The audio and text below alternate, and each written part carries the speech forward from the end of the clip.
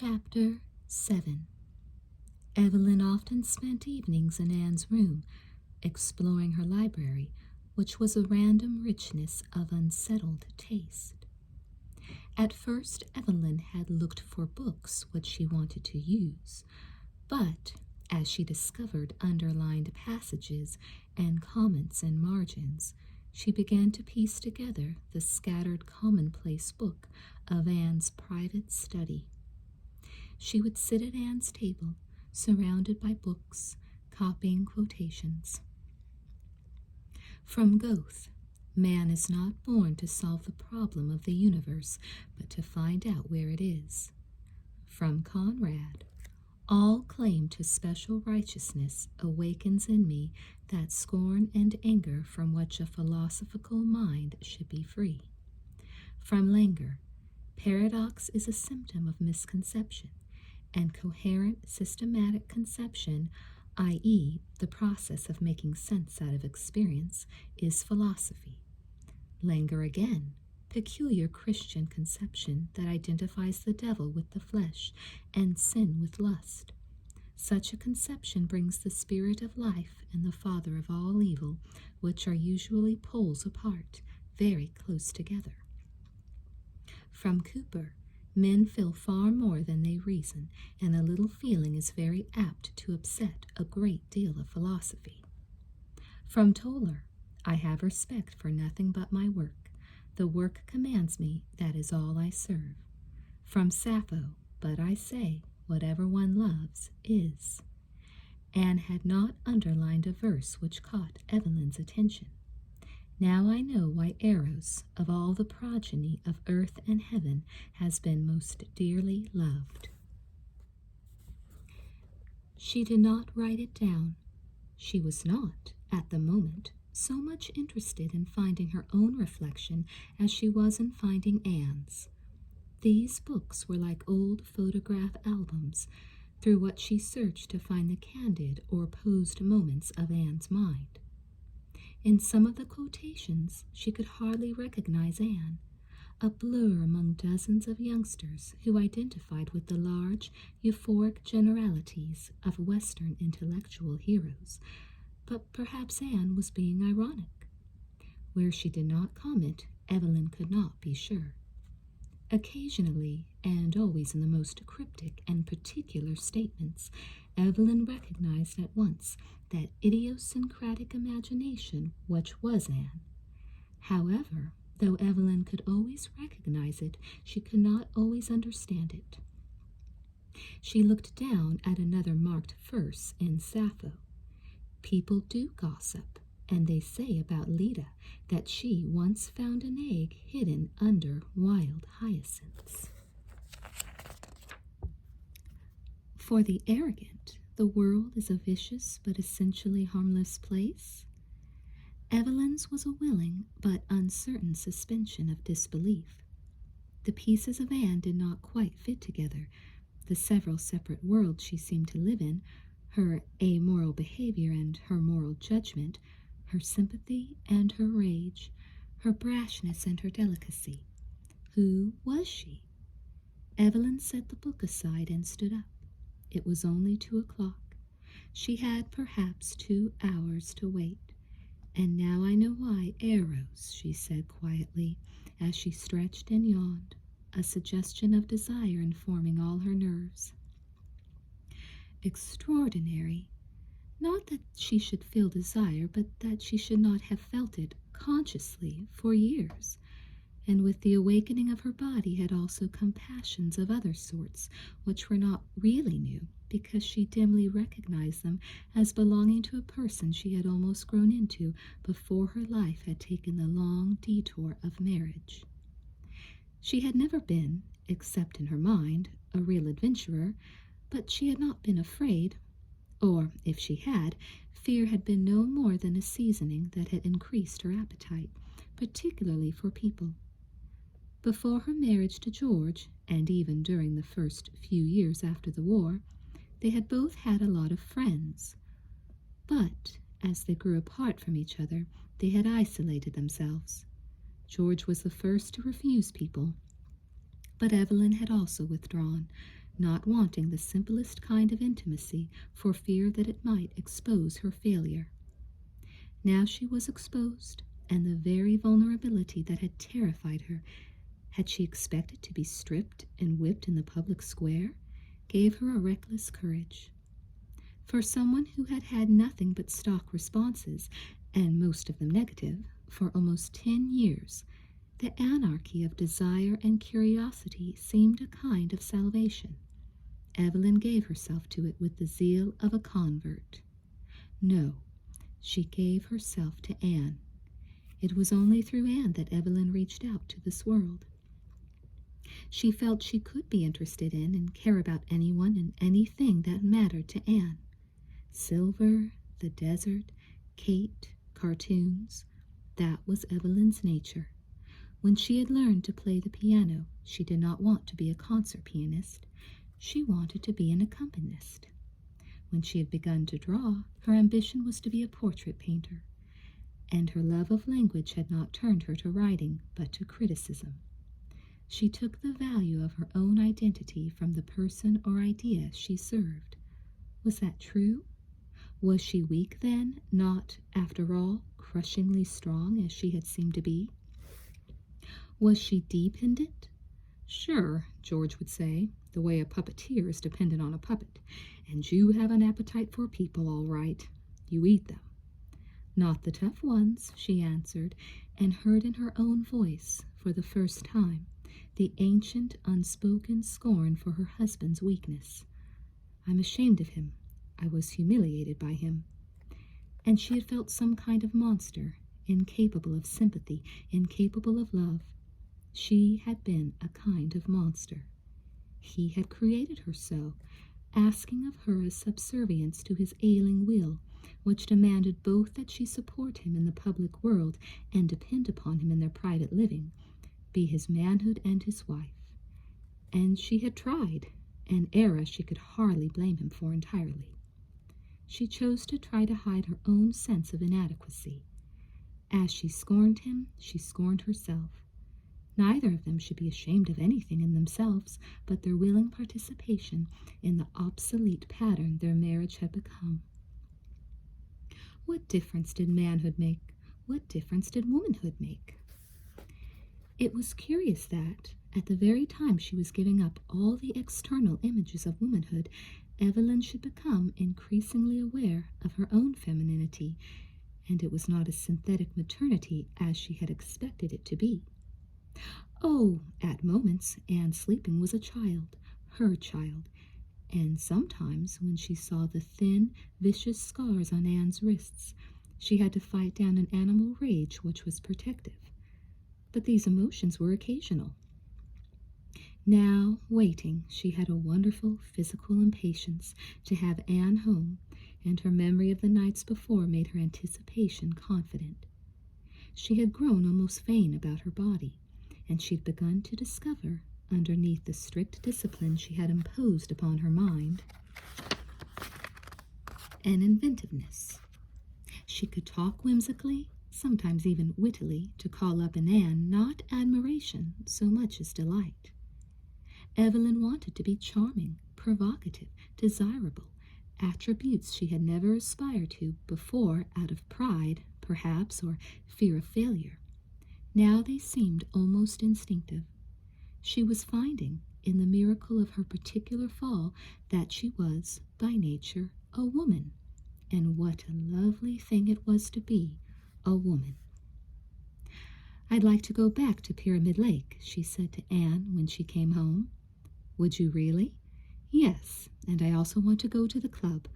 I almost went down tonight, and then I was a little afraid to without asking you first. When Silver suggested it on Saturday, you were so firm. I didn't think you wanted to go. You make love with Silver, don't you? Evelyn asked suddenly, surprised at her own directness. I have. Do you make love with a lot of people? Not a lot. Some. Do you mind? I don't know, Evelyn said, but she remembered the fierce physical jealousy she had felt when Silver had bought the dress for Anne. She did not want to lie. Yes, I suppose that's terribly backward. reactionary of me, is it? No, Anne smiled. Fidelity is one of those green, sane words that grow like weeds in everyone's garden. You don't approve of it? I don't know. I think I'm allergic to it, that's all. Must I be promiscuous to avoid giving you a rash? No, Anne said sharply. Oh, it's only your own fidelity you're allergic to. Don't make it sound so final. I have a transient personality.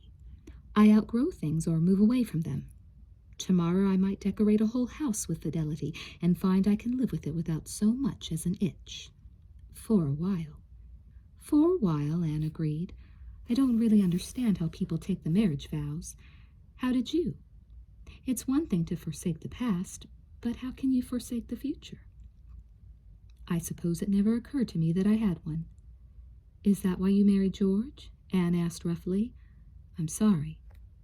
It's all right. One direct question deserves another. It's just that I don't seem to be able to answer yours as easily as you answer mine. I think I married him because I thought I loved him, and I wanted to be married. But it can't be as simple as that, can it? I don't think that's very simple. Why did you want to be married? I wanted children. I wanted to live in a house. I wanted to be a woman. Is that being a woman? I thought so, Evelyn said, but I was a very conventional young woman, darling. Why are you divorcing him? I have to, Evelyn said. Talk to me, Evelyn, Anne demanded. Talk. I have to hear. I have to know. Evelyn looked steadily at Anne. If she told her, really told her, of the grotesque inhumanity she had helped to create and maintain over these last years, what hope would there be of surviving it? Would Anne find anything left of her that was delighting, perceptive, loving? The dangerous euphoria of the last days snapped like a nerve in the back of her neck. Pride and anger rose to cover fear. Evelyn had been out of her mind to enter into this relationship. Yes, out of her mind. Anne was an attempted moral suicide from which Evelyn had just come to. Evelyn, Anne said from a great distance. Evelyn, listen to me. No, Evelyn said. I have to know, Evelyn. I love you. You have to tell me. Evelyn turned toward the door. Evelyn? Do you have any idea what you're doing? Evelyn asked. I don't suppose so. I suppose in a way you're quite innocent, but I'm not. No, Anne said wryly. You've been thrown out of the garden. Her answering anger touched Evelyn as no gentleness or pleading could have done. She reached out and took hold of Anne's shoulders. Not for eating apples, though. I eat people. A mixed mythology, Anne said. Why are you afraid? I'm not afraid. You are. I'm afraid for you, then. I don't believe that. You may be afraid of me, and perhaps you ought to be. I don't know. I suppose, in a way, you're quite right. I don't know what I'm doing, except risking a dubious but essential world on a whim called Evelyn Hall. You may be someone I want to eat. Who knows? I think I won't eat you, though. I don't think you'll let me, and you can rest assured in me, too. I shall be nobody's meal. You don't know. You don't know. What are you afraid of? Myself, Evelyn said. I can't imagine that you could, knowing me, love me, and I can't imagine, if you did, that it would be a good thing. Why? Anne, my husband is in and out of a mental hospital, and his doctors have told me that the only thing I can do for him is to divorce him. I'm some kind of poisonous alter ego for him, an ideal, a judge. I told the doctors I couldn't divorce him. I had married him. They sent me to my minister, who very gently and tactfully explained the moral loopholes, how one can escape through the infinite insight and generosity of God. Apparently, in the eyes of God, if you've done a fairly thorough job of destroying someone, you don't have to go on being faithful to him. You can quit. Not only can you, you're required to break the letter of the law to observe the spirit. That assumes, of course, that something of the spirit has survived. I have to divorce George. I have no other choice. You don't want to divorce him? Anne asked. Shall I tell you the truth? No, I don't. I'd rather he'd die. Why are you horrified? Do you think it's an unusual feeling? It's as normal as imagining how sorry the world will be when you're dead. He probably wishes you were dead, too, or wishes he were dead. It's about the same thing, but I have destroyed him. You have not. That's an arrogance you damned well better get over. Arrogance? I don't know the man, Anne said quietly, but I assume he's had some experiences that have had nothing to do with you. Did you give birth to him? Did you raise him? Did you go off to war with him? You may not have helped him any, Evelyn. You may even have clarified his nightmares, been the subject of several of them. But destroy him? No, he's still alive after all. The doctors tell you you can help him by divorcing him. What's so appalling about that? Have you ever thought you could have an operation for him? Have you ever thought you could have his dreams for him? Have you ever thought you could die for him? There are things people have to do alone. Going mad is one of them. Apparently he has to go mad, and you can't go with him. He has to be free. But not to go mad, Evelyn said, in order to keep from going mad. What have you done to him? As Evelyn began to speak her monologue of petrified guilt, she realized that she had at last come to the trial she had expected, but not in the public courts of law to be judged and sentenced by official strangers. They conspired with her to set her free. Nor was her confession to be offered to God, who had, by casually forgiving, apparently already condemned her. Her judge was to be this young image of herself, whose arrogance and morality and innocence she curiously believed in. As Evelyn watched Anne's face, she found she could speak not only of guilt, but of anger and of need. And finally she could ask, "And what on earth does my love for you mean? Isn't it some final perversion of inadequacy and need? You've been talking about the sin of putting moral names to immoral behavior. Perhaps you can make the same mistake in reverse, call love perversion. But how do you know it isn't a rationalization?" "I don't," Anne said. "Loving you scares hell out of me. Do I look like your mother?" "No, not at all." "Do you really remember her?" "Very well," Anne said. "The last time I saw her I was 6. I was playing in the sand. We lived in Carmel. I saw her walk away down the beach. She never came back." "Where did she go?" "To one of her lovers, I suppose. Dad said she suffered from nymphomania. He blamed himself for being intolerant, which is only to say he was in love with her and didn't get over it." "What about Francis?" "He was fond of her, but I think, to the day he died, he hoped he'd find Mother again. He had me too, of course. We both used to look for her. It was a game we played. Even after Francis and Walter moved in, Dad would always say, 'Who's Daddy's sweetheart?' The answer was, 'Mommy is.' Then he'd say, 'Who's Daddy's other sweetheart?' I was. Francis wasn't really even in the hierarchy. He was good to her, he cared about her, but he kept right on looking for Mother." "How did you feel about her?" "I thought I adored her. I suppose I really hated her, jealous of her hold on my father, hurt by her leaving of me, but I didn't know it until he died. I've been busy murdering his image of her ever since." "And doesn't that have something to do with me?" Evelyn asked. "Yes," Anne said. "I think so. I've always made love with women to prove to myself that they aren't, after all, the mother I'm supposed to be looking for, to prove that she doesn't exist. So you could probably say my loving of you is a perversion and a destructive one. Does it feel that way to you?" "No, not at all," Anne said, "but my feelings can be very willful." "I'm not really afraid of your feelings." "No, you see yourself as a classic case history. And if you're doomed to sexual inadequacy and sterility, you anyway have enough morality left not to take out your frustrations on people you really care about. If forced to a choice, you'll keep dogs." "I think so," Evelyn said, refusing to flinch at Anne's brutal accuracy. Evelyn, you're not as simple as that. You're not in a textbook. You're a human being. And you?" "I'm less certain about me," Anne said, grinning, "but I'm willing to behave as if I were human. I'm willing to gamble on the possibility, and so are you. Why have you loved me at all? Lack of social orientation? Latent homosexuality? Moral amnesia, masochism, revenge, but I'm willfully ignorant in these matters. My terms are probably very inaccurate. And so, though you hate to hurt me, you know you've made a terrible mistake. You hope I'll forgive you. You hope we can go on being friends. Anne's tone was uncertainly comic, an occasional syllable tipping into satiric anger. Why have you loved me at all? Because I couldn't help loving you, Evelyn said, feeling the tight control leave her voice. Because I can't help loving you. Your wild, inaccurate emotions, your bizarre innocence, your angry sense of responsibility, your wrong-headed wit, your cockeyed joy, your cowboy boots, your absolutely magnificent body, your incredible eyes. I can't help it. I don't know how anyone could. There've been thousands, I should think, Anne said, the warmth returning to her voice. But I'm glad you're not one of them. I don't intend to let you go, Evelyn.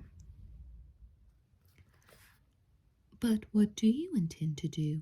Evelyn wondered. And what do I intend to do?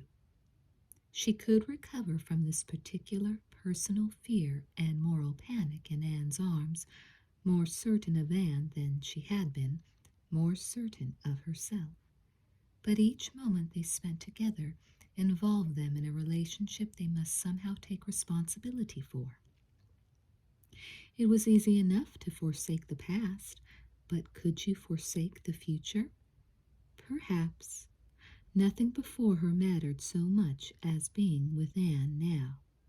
Being with Anne, Evelyn found it hard to remember what it was in the desert that had so terrified and appalled her. She drove the easy, straight road to Pyramid Lake as comfortably as she might have driven the road to Santa Cruz, but she was glad that they would not arrive at the boardwalk and crowded beach. There were few places left in the Bay Area where anyone could go and expect even an uncertain privacy. Privacy was what she wanted. They were both already growing restless with the caution they had to use when they were together in the house, reticent in other people's company, always aware of the thinness of walls, the vulnerability of doors when they were alone, and dawn, which came so soon after Anne got home, was becoming a symbol of the world's intrusion. They could not ever sleep a night through together. "Shall we go to the same place?" Evelyn asked. "Yes, I think so. Does anyone else go there?" "I've never seen anyone else, and it's a weekday anyway. There won't be anyone else in the lake at all until supper time." "Good," Evelyn said. "We can swim without suits." "You are getting reckless." "I feel reckless all the time. This afternoon I want to be reckless." Evelyn drove toward each rise of ground, expecting the water, but when they came upon it, it was as if she had never seen it before, a great reach of sky that had fallen suddenly and quietly upon the land. She did not pull over to the side of the road. She let the car drop over the crest and down to the lake shore. "I like the way you drive," Anne said. "Do you? How do I drive?" "I'd have to show you. It's the next turn off." The sun was hot, the sand fiery underfoot, but a cool, dry wind came off the lake that gave a freshness to the air. Evelyn stopped for a moment before she walked down to the beach. The long, clean line of the horizon was broken only occasionally by an outcropping of rock, clearly defined against the heat-washed sky, and the massive shadow reflections of the land trembled on the wind surface of the water. "See the islands out there? They gave the lake its name," Anne said. "I've never been out to them, but the story is that they're a treasure hoard of Indian arrowheads, also alive with rattlesnakes. I wonder if it's true." The mention of rattlesnakes made Evelyn look around her quickly. She had before been so absorbed in the psychic dangers of the desert that it had not occurred to her to consider its simple, natural dangers. "Don't worry," Anne said. "You don't often see them this close to the water." "But if they're on islands," Evelyn said, and then hesitated. "I don't really care. I'm not afraid of them." She walked down to the water, to the waves of white shells along the shore. She stooped down for a handful of them, curious to discover them again. Their tiny perfection, infinitely repeated, seemed the more miraculous because of the huge, simple size of the landscape. It was no wonder that a Christian god had not been at home here. It would take the many animistic gods of men less confident of their own dominant spirit to describe the powers of this world. Evelyn thought of the Catholic Church in Virginia City. Faiths transplanted changed their nature or died in climates alien to them, like the redwoods of California.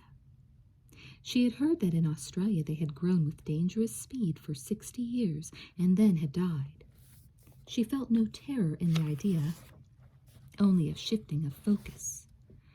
Perhaps people also changed. Evelyn looked up into Anne's watching eyes. "What are you thinking?" "I was wondering if people changed when they moved from place to place." "The world is adjust, I think. People change standing in one place. Or don't adjust and don't change." "Why do you still wear your wedding ring?" "I can't take it off," Evelyn said. "I've tried." Anne knelt down beside her and took her left hand. Slowly but without hesitation, she eased it off Evelyn's finger, held the empty gold ring in her hand for a moment, and then gave it to Evelyn. "How did you do it?" Evelyn asked, bewildered. "I worked one summer at a jeweler's." Evelyn looked down at the ring and at the white band of skin that remained around her ring finger. "I wonder what I'll do with it." "It's a tradition in Reno for people to throw them into the Truckee. Then old men fish for them and sell them cheap to the kids who come from California to get married." "So that's why they were shouting at me." "Who?" "The old men below the bridge. They were panning for gold." "That's right." "I don't think I want to do that," Evelyn said. "I wonder if there's anything you can do with a wedding ring that isn't embarrassingly symbolic." Anne made no suggestion.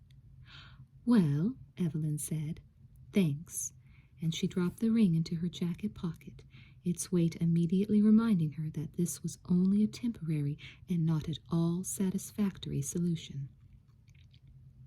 "I'm good at buttons, too," Anne said, a gentleness in her teasing.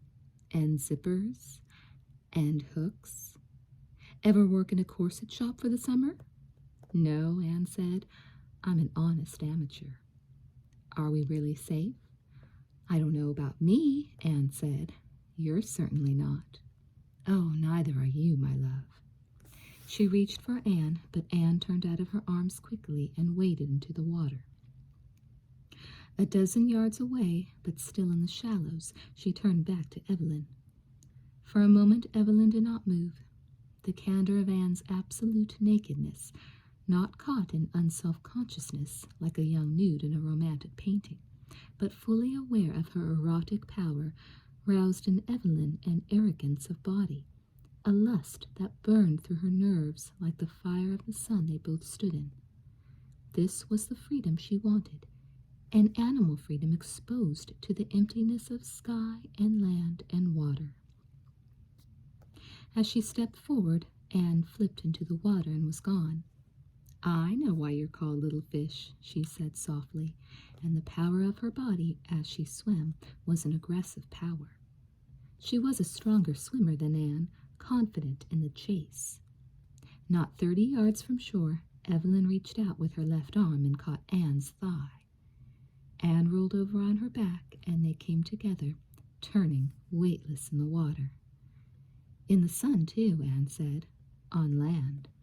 And it was Anne, then, who dominated and controlled their bodies. Her free, inventive wildness, the physical intimacies she demanded, aroused every vague animal desire in Evelyn that had been left unnamed, her body growing as demanding as Anne's, until Anne's ecstatic cry broke the world's silence like the cry of some mythical water bird. They lay still then, exhausted and peaceful. "Is that what it's like with silver?" Evelyn asked. "No," Anne said, "not like that." "With anyone else?" "No." "My God, I feel possessive of you. It frightens me a little. If I think of anyone else making love with you, I want to go at them with a meat axe." "That is a little excessive," Anne said. She was idly tracing Evelyn's backbone with her lips. "I hate to cover you, but I'm afraid you'll get burned." She got up and walked over to where they had left their clothes. Evelyn watched her, still unaccustomed to her independent nakedness. "You'd better put these on," Anne said. "Do you want to wash off first? I'm going to. We're just a bit sandy." "I haven't the energy," Evelyn said, grinning. "I'll just brush off and take a swim later." She sat up and dusted her shoulders and breasts with her shirt before she put it on. Then she stood up reluctantly to pull on her underwear and trousers, watching Anne, who had swum out about 100 yards from shore. Just as she was about to sit down again, Evelyn became aware of the sound of a distant motor. She listened. It was not a car. It must be a speedboat. She looked down the lake, but the curve of cliff blocked her view. "Anne?" Anne waved. "Can you see a boat?" Evelyn shouted, but the sound of the motor was now so loud that she knew Anne could not have heard her. She squinted at the stretch of water where she expected the boat to appear. There must be at least 2 of them. She wished Anne were out of the water and dressed. Damn the boats! Then suddenly, not around the cliff but over it, came a helicopter, no more than 100 feet off the ground. Evelyn could see the 2 men in it quite clearly. They were in uniform. It was an army plane. The men saw her, grinned, and waved. She did not wave back. The plane dropped 50 feet and hovered right over her head. Then it shied off, leaving her in a storm of sand, and went out over the water. They had seen Anne. Through an open window they were shouting and waving, the plane not 25 feet above the water, hanging there like an obscene, giant insect. "Get away," Evelyn shouted. "Get away from her." Her ridiculous, ineffectual fury was lost in the racket of the motor. What were they doing here? What right had they here? The plane dipped away from Anne and came back over the beach. The settling sand rose up again. "Damn you," Evelyn shouted. "Get out of here." She saw their good-natured faces again as they waved. The plane rose up and moved off along the eastern shore. "How did you like that?" Anne called as she came into the beach, staying under water until she could reach the towel Evelyn waded out to give her. "I didn't. What on earth are they doing here?" "I don't know. I suppose every now and then they do a routine inspection. Lucky, weren't we?" "You don't really mind, do you?" Evelyn asked. "No. I thought it was funny, didn't you?" "I should have," Evelyn said, "but I didn't. I was furious." "Why?" "I want you to myself, I suppose." "Ah, darling," Anne said, laughing. "I'm not a fish. They'd have to get closer than that to do any real damage. I'm sure they were flying lower than they're supposed to." "No doubt about that." "Evelyn?" Evelyn grinned reluctantly. "There's sand all over the picnic basket." "Never mind," Anne said. "I'll take you into town and buy you a steak. How's that?" "That's fine." Evelyn heard the plane engine getting louder again. "But let's get out of here quickly." Anne pulled on a shirt and trousers, and they grabbed their belongings and started up the cliff. They needn't have hurried so, however. The helicopter stayed a sedate distance up and out from shore, the men nodding and saluting with exaggerated politeness. It was not until they had driven some way that Evelyn thought of her ring. She reached into her jacket pocket, knowing that it was gone. She said nothing about it to Anne. Losing it was probably the best thing she could do with it. She looked down at her hand. It would take longer to lose the mark it had left.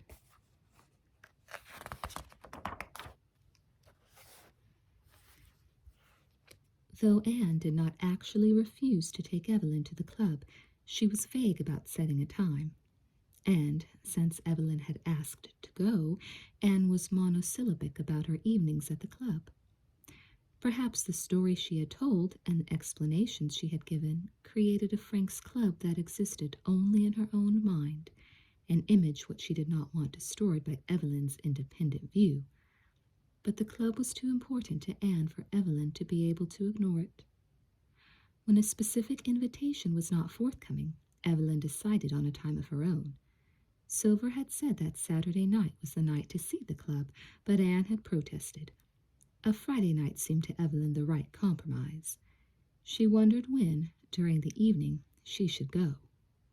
Her own nervousness about the town made her consider going before dark.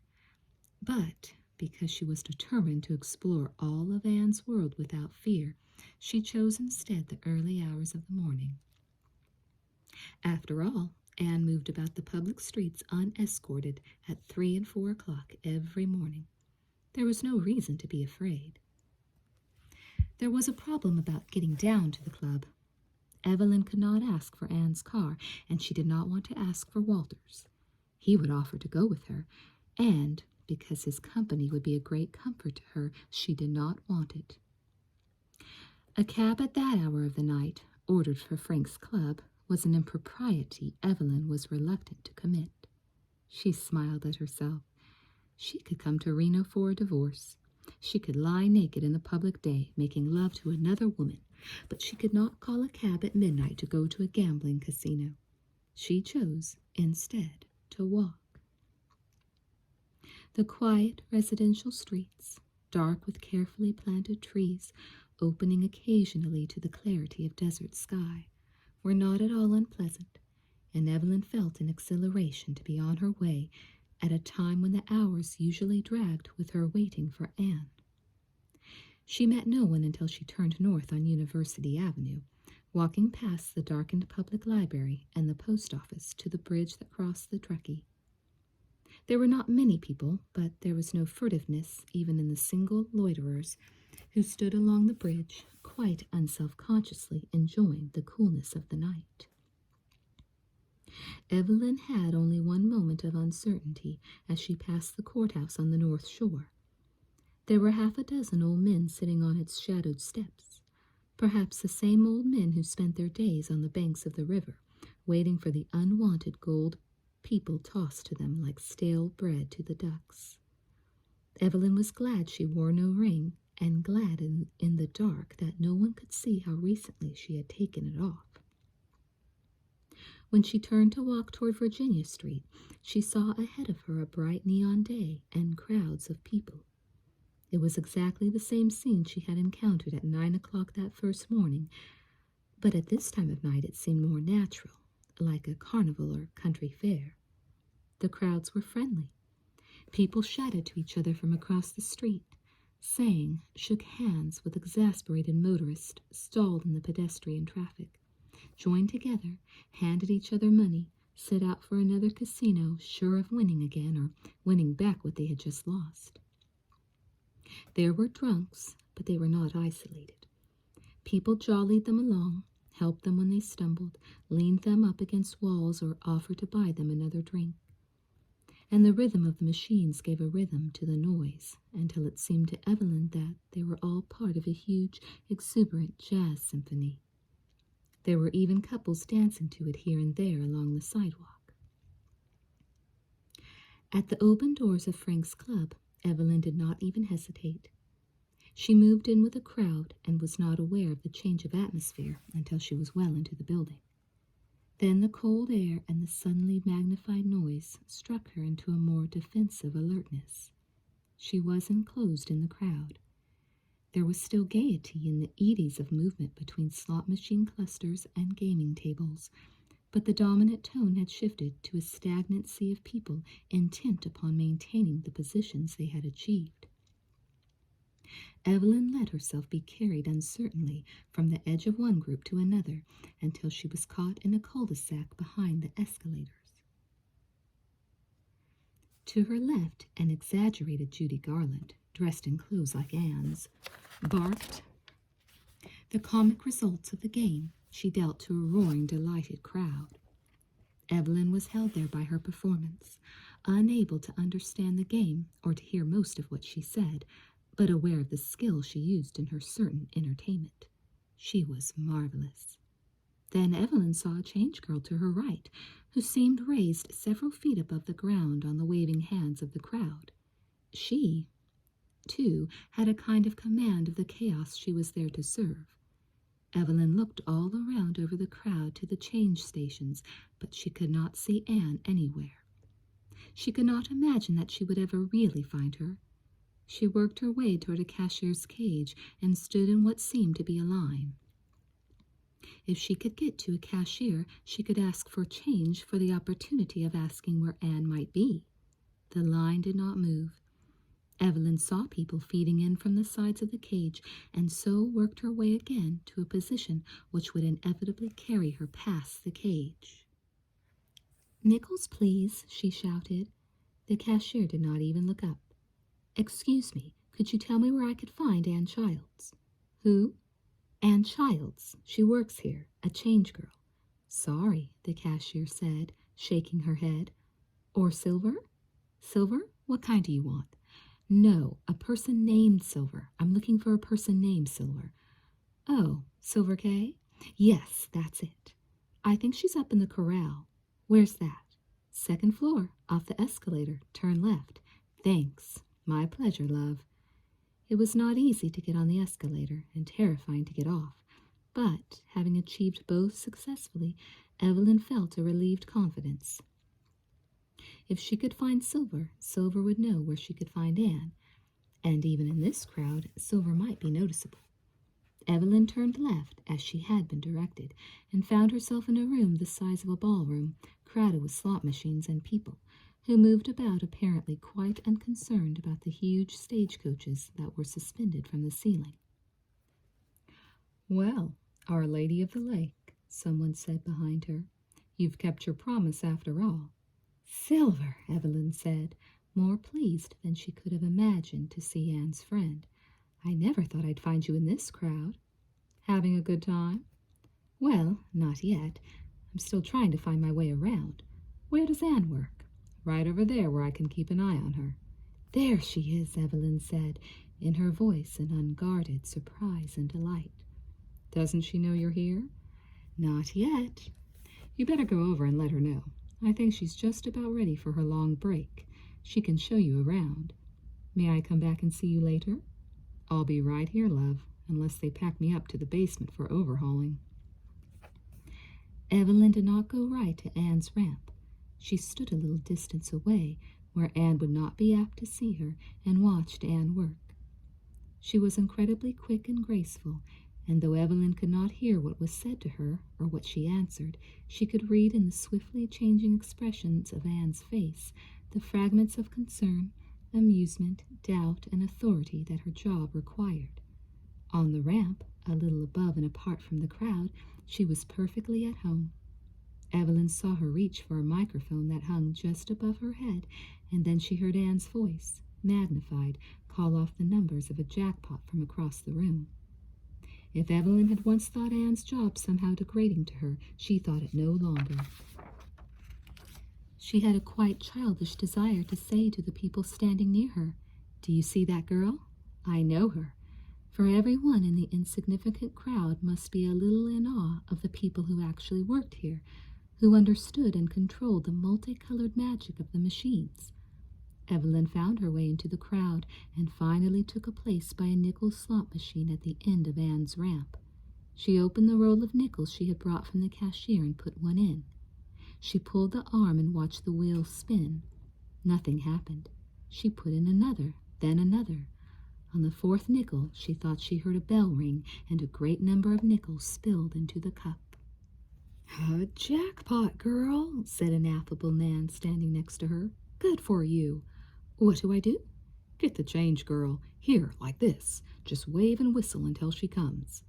Anne turned around at his sharp whistle and saw Evelyn. Evelyn grinned guiltily. "The lady's got a jackpot."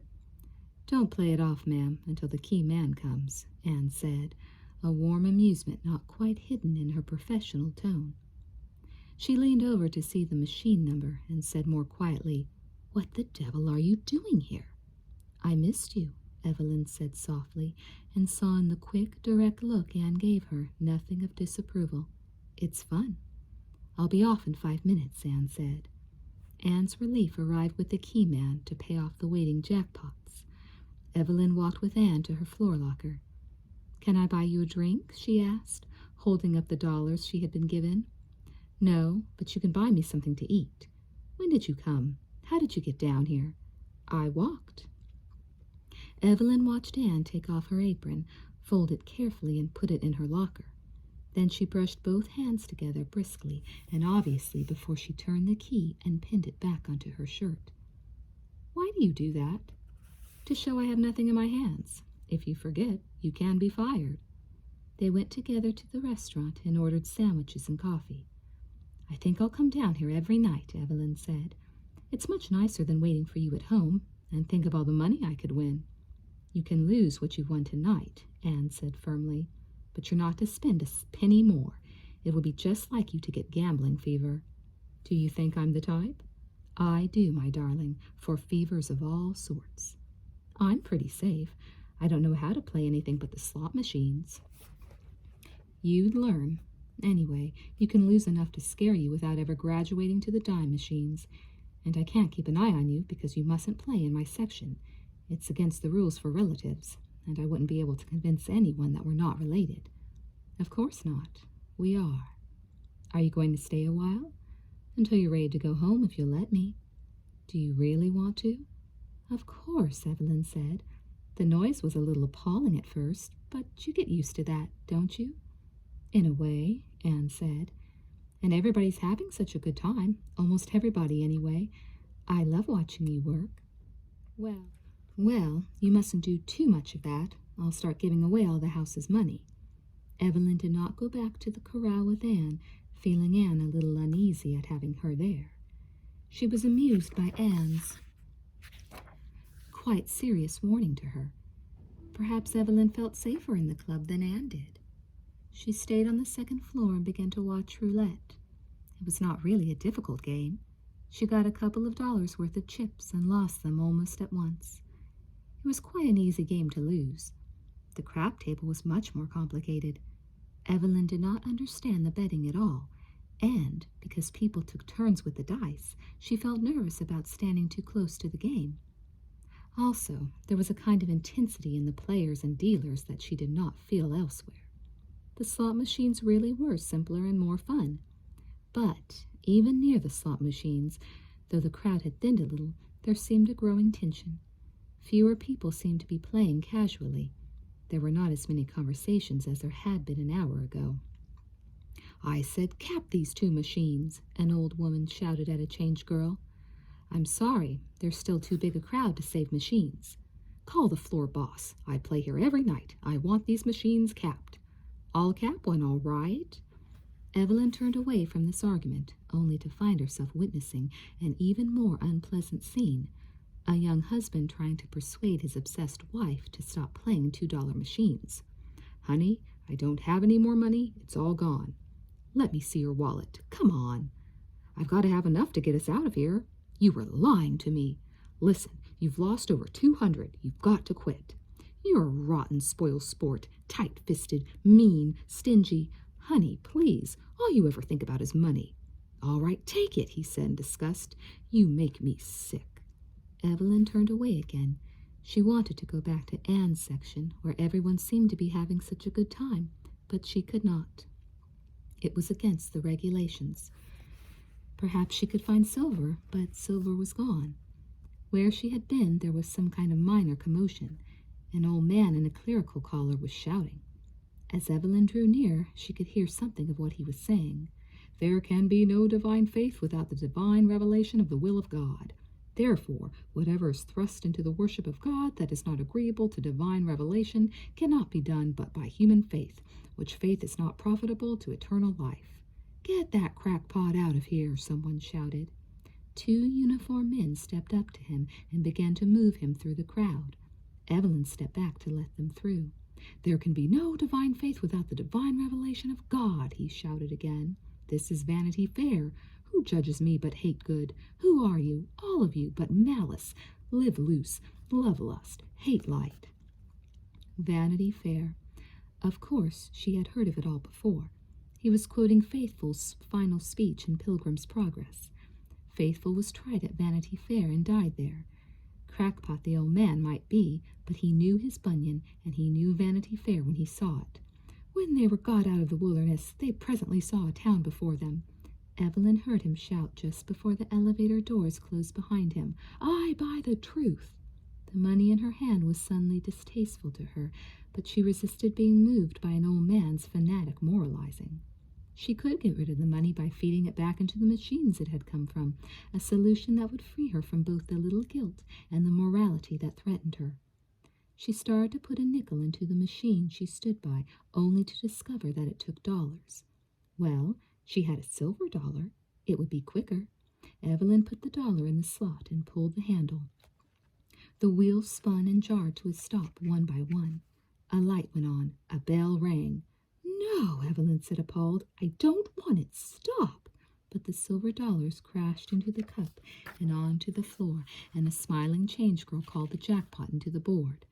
A keyman counted out $120 into Evelyn's reluctant hands. "Will you play it off, please?" Evelyn put a dollar into the machine, pulled the handle, and turned away, but the machine spilled out $18. "I don't have to play that off, do I?" Evelyn asked, frantic. "Not if you don't want to." She turned away, desperately wanting to get out. She would find Anne. She would tell her that she had to go home. But when she arrived at Anne's ramp, she was not there. Evelyn looked at her watch. It was after 3. "You're late," Anne said, standing right behind her in the crowd. "Oh, darling, I've done the most awful thing." "What is it?" "I've won all this money," Evelyn said, offering it up to Anne. Anne looked down at the money, then at Evelyn, and began to laugh. Evelyn's horror broke. It was funny. Of course it was funny. "It frightened me so for a minute," Evelyn said, and then she, too, began to laugh. Chapter 8. Anne had not expected the club itself to accomplish Evelyn's conversion. She had hoped to keep Evelyn away from the club entirely and to win her approval by means of a short course in the history of Nevada and a careful abstraction of the club, revealing it as an ideal symbol of man's industry in which Anne felt obligated to participate. Trained in the intricacies of defensive logic by her elaborately intellectual father, but disciplined in emotion by the shrewd and cryptic wit of the practical world she lived in, Anne had organized an argument to be presented in impressive fragments, offered to Evelyn casually as entertainments, a sort of subliminal advertising for Anne's own point of view, until Evelyn would one day put all the pieces together with the love of coherence she had, and speak Anne's view as if Evelyn had discovered it. The plan had been working very well before Evelyn's visit to the club. From the book Kate had given her, Anne collected stories of the hundreds of failures to settle the desert. The mining towns turned to ghost towns because the ore ran out or the railroad did not come through. Unionville was typical in its decline. First the church went, moved and converted into a saloon. The bells sold to call ranch hands into supper. Then the railroad passed on the other side of the mountain, and the courthouse was lost to Winnemucca. Finally, even the newspaper folded, and the largest mine closed, its owner claiming that he had spent $3 million trying to live in Unionville. It was finished, and over again the same thing happened: the rush, the boom, the decline, the death. Nevada's incredible wealth of gold and silver built not one city that could survive the desert and the mountains, not one. It wasn't really fair to count San Francisco, was it? Its wealth did not come from the actual produce of the mines, but from stock speculation. And when the last mines closed, San Francisco could feed on the fertile valleys and vast forests of California on the sea. In Nevada, there were no great valleys, and even the sage, for miles around the mining cities, had been burned for fuel. There was no water. Elsewhere in the world, the God of the Jews had brought forth in the desert spring water from the jawbone of an ass. In this desert, there boiled up nothing but the poisonous sulfur of hot springs. There was nothing to support civilization but the man-made railroad and highway, built not to reach the desert, but to cross it. It was here Evelyn had interrupted the second-hand raw material Anne offered her to discover the present Nevada for herself.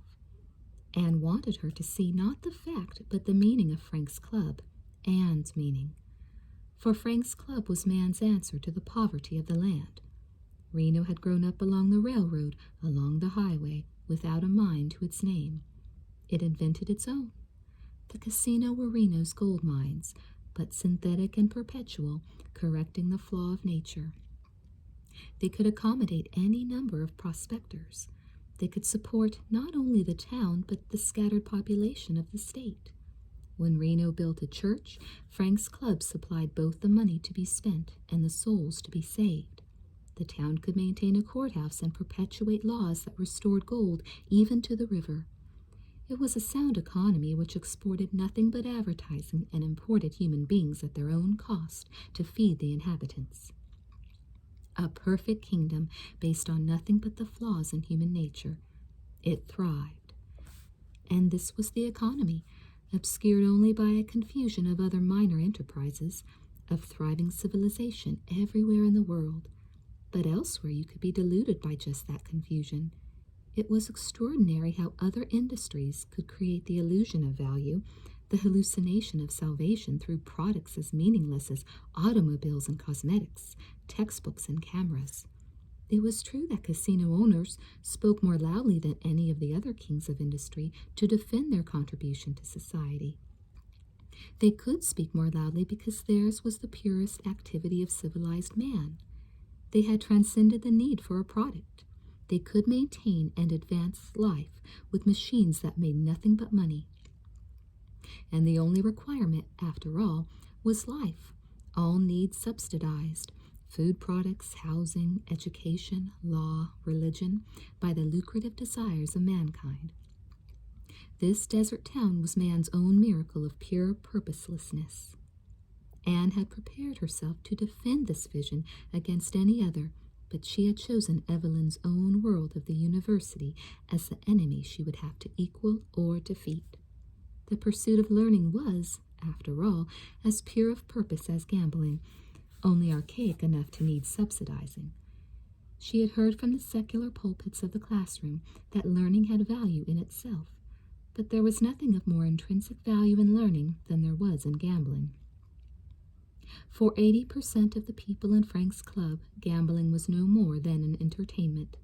For 80% of the students in the classroom, it would be generous to say that learning had even entertainment value. Only a small minority in any group developed a passion for anything. For every obsessive gambler, there was undoubtedly a young Faust in the atomic laboratories. And if there were a few who loved learning for learning's sake, surely there were many more who loved gambling for gambling's sake. Human nature was the same in the casino and in the ivory tower. But in the casino, the vision was unclouded. You loved the world for its own sake or not at all. It was a beautiful argument, but Anne had no opportunity to use it. Evelyn had asked for and taken the facts instead.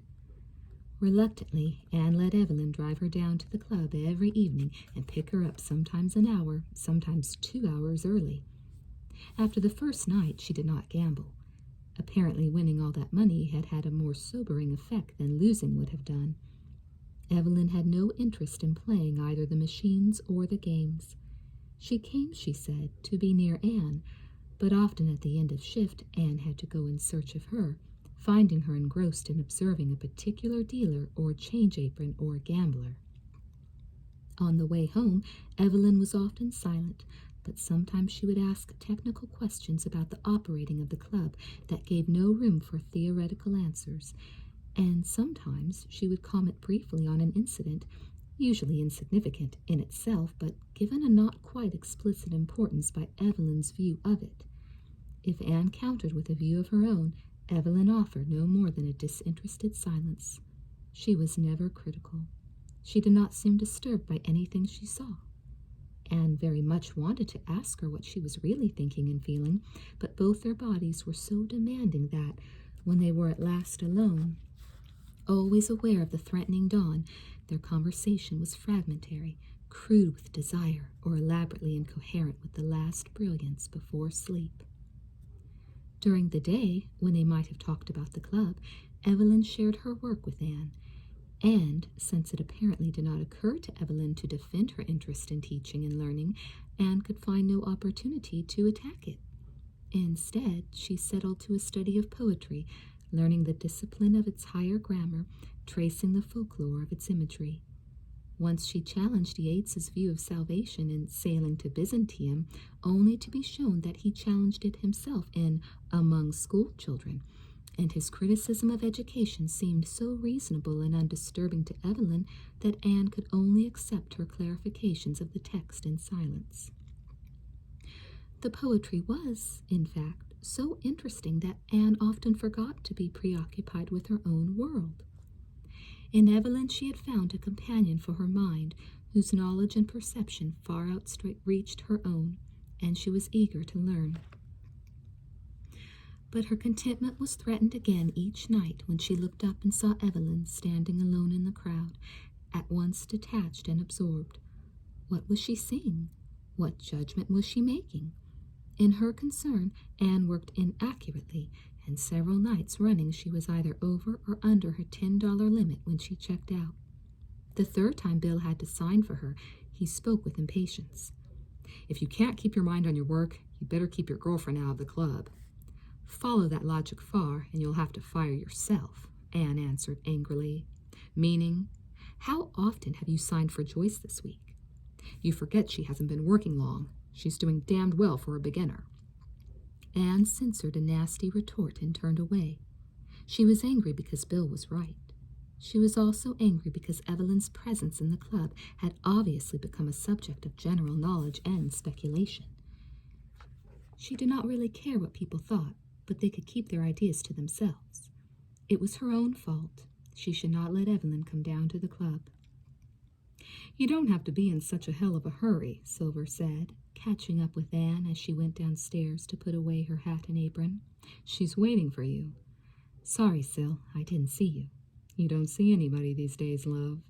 "Don't you start in on me." "Then don't let her come down every night." "Why shouldn't she?" "She doesn't belong here, love. She makes people nervous. You, for instance."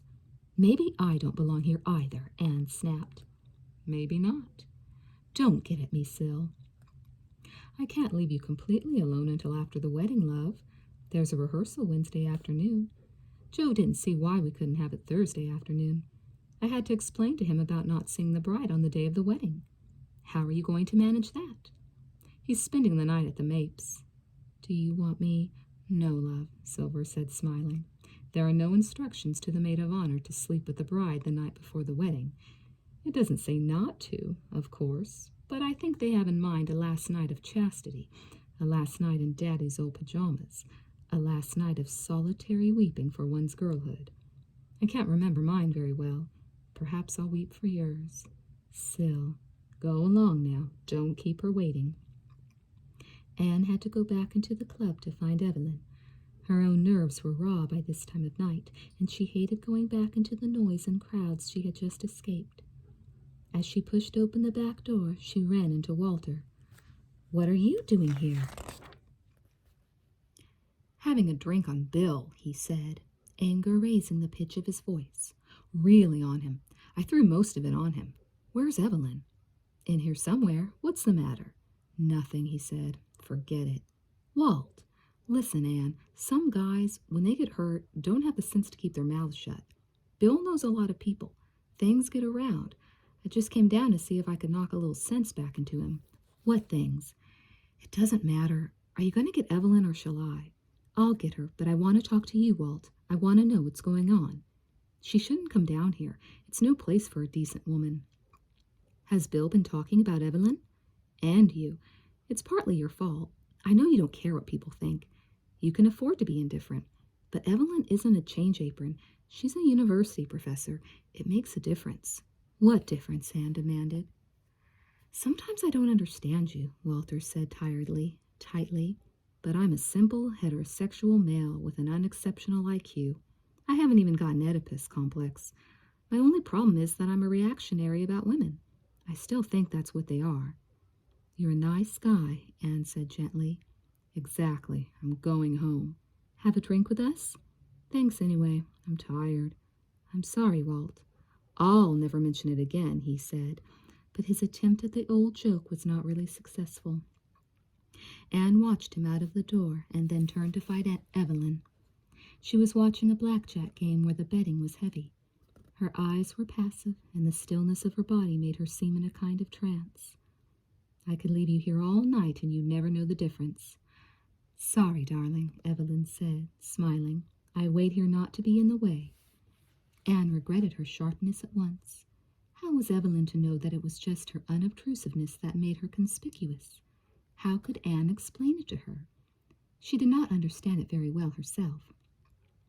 Bill's viciousness, even under the circumstances, was uncharacteristic of him, and Silver's controlled jealousy made no sense at all.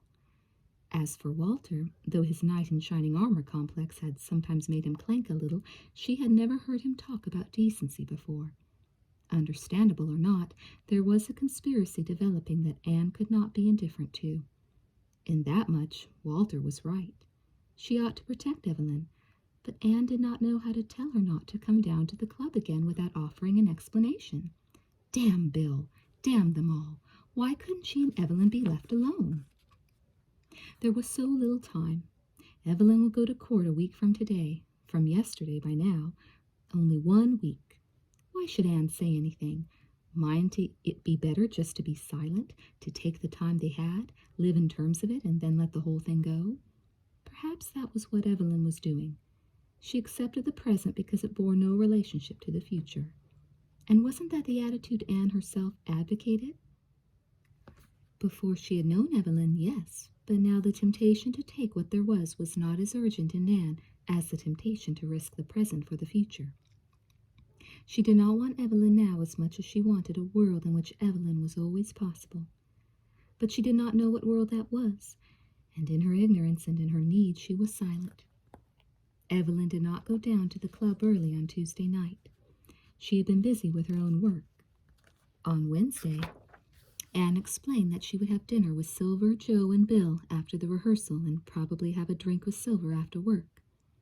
Might you be out all night? I don't think so, but don't wait for me. Bill was waiting for her on the sidewalk outside the new Episcopal church.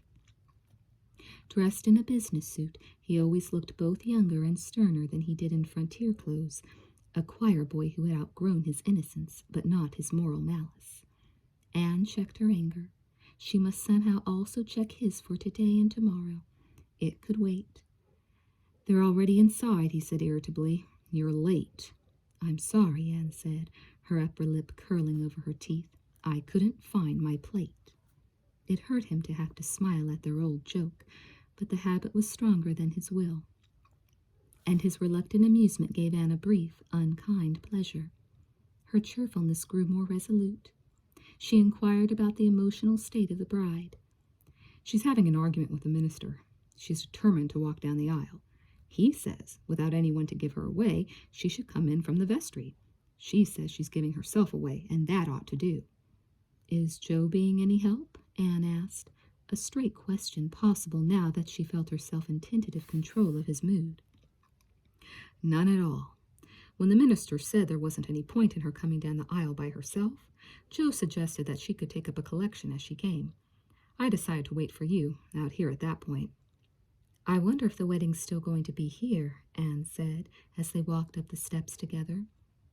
Apparently Silver is an Episcopalian, Bill said, and the minister has, thank God, a sense of humor. It's all so unlikely, Anne said. That's what Joe and Silver like about it. Bill held open one of the great doors. Anne hesitated, caught for a moment by the direct, bitter regret in Bill's eyes. There was no way around it. Let's be as civil and unsymbolic as we can, shall we? I'm making an effort, Bill answered coldly, nodding her through the door. She walked by him into the church, empty but for the 3 quarreling figures at the other end of the center aisle. Look, I'm a Jew at nose and heart anyway, Joe was saying, as he sat down on one of the altar steps. It doesn't matter to me what we do. Then he saw Anne and Bill and leapt up again. "Here are 2 more Christians for you, father. Be consoled. The balance of power has shifted." "What's the problem now?" Bill called as they walked down the aisle. "Silver wants me to go one step further into the sanctorum than I'm supposed to, so that when we kneel, I can have a substitute for my Adler elevators. Help me reason with her, Anne. She's not bigger than both of us." A compromise was finally achieved. Silver would walk down the aisle, but Joe would kneel beside her on the proper step. The rehearsal could now proceed. Anne and Bill stood quietly in their places, listening to the vows and watching the ritual movements. A nervous seriousness had come over Joe. His stammer was more pronounced than usual, and he sweated a little. Anne wondered how he really felt about marrying Silver. That he loved her there was no question, but taking Silver to wife was no ordinary gesture. Joe was only 2 or 3 years older than Anne, a tiny, highly geared man, passionately indifferent to his job on the local newspaper, devoted to his ambition to be a highly successful writer of pornography. With his ghetto intelligence, his amoral sentimentality, and aggressive, delicate body, he had chosen in Silver as unlikely and right a mate as he could find. But Anne could not see why he would want to marry her. What relevance God's holy ordinance had to their union she could not understand. The minister handed a prayer book to each of them, and the rehearsal was over. It was still early. They had time for several drinks before they went into the Mapes' dining room for dinner. There was an embarrassment among them when they sat down together. Bill and Joe had had an argument about who was to be the host. Silver and Joe had had an argument about what it meant to plight thee my troth. Bill and Anne were no more than unnaturally polite to each other. Anne's attempts at humor, unsupported, did nothing but increase the tension. She reached for an inconsequential question to break the silence that had fallen. "Is it 2 weeks you're taking off, Sil?" "I've quit, love." "Quit?" Anne repeated, unbelieving. Silver looked at Joe. He picked up a prayer book and paraphrased as he read, "Almighty God, creator of mankind, who only art the wellspring of life, has already bestowed upon these his servants the gift and heritage of children." He put the book down and smiled tenderly at Silver. "He means I'm pregnant," Silver said, and she blushed wilfully. "Didn't you know?" Bill asked, a mild malice in his tone. "I haven't had a chance to tell her," Silver said, in the quickness of her answer, a regret for any malice of her own in telling Anne this way.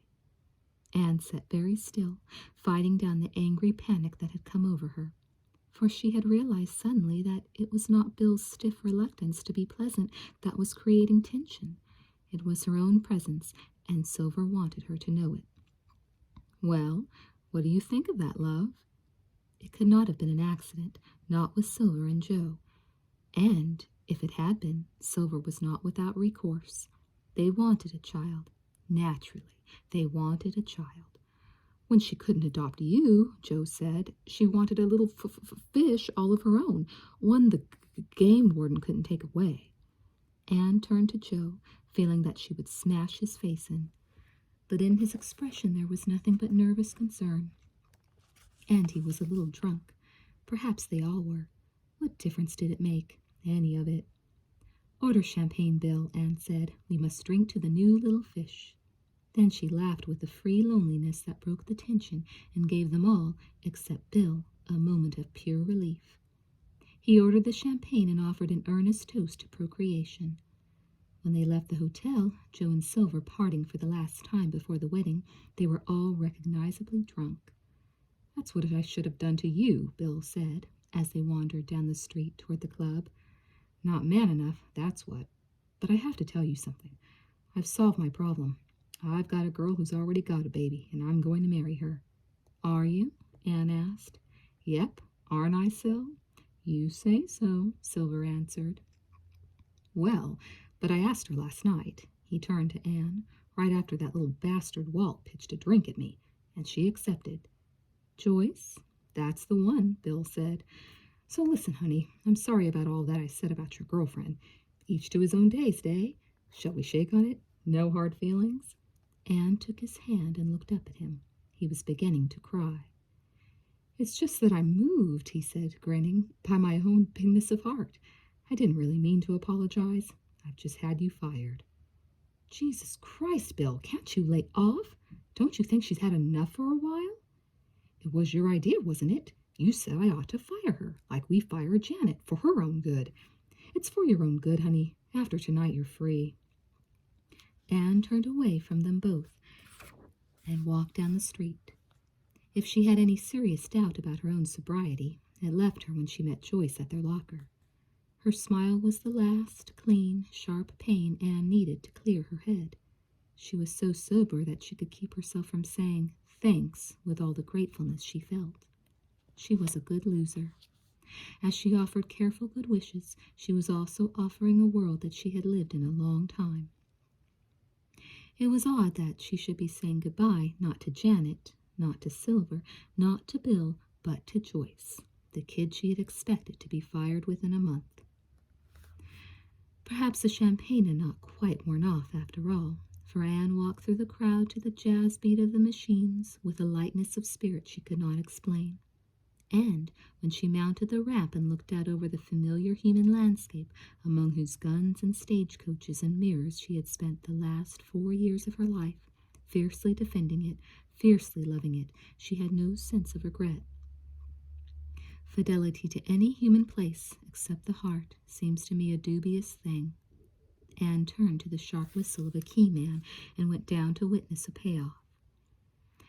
At 4 o'clock in the morning, alone in her room, Anne began a series of sketches, shaping in lines what she could not shape in words, that curious variety of experiences for and against which man is required to bear witness. But the fragments did not satisfy her, and so at last she turned her pencil against herself, bearing witness against the witness she was, and let herself become one of her own cartoons. It was Evelyn who woke her early in the afternoon. "There's a telegram for you, darling." Anne reached for it, not awake enough at first to know what it was, but as she unfolded it, she remembered. She read the brief, impersonal message which relieved her of her duties at the club. She could pick up her paycheck, turn in her hat and apron within the next 48 hours. "Anything wrong?" Evelyn asked. "No, just a bit of Bill's weak wit."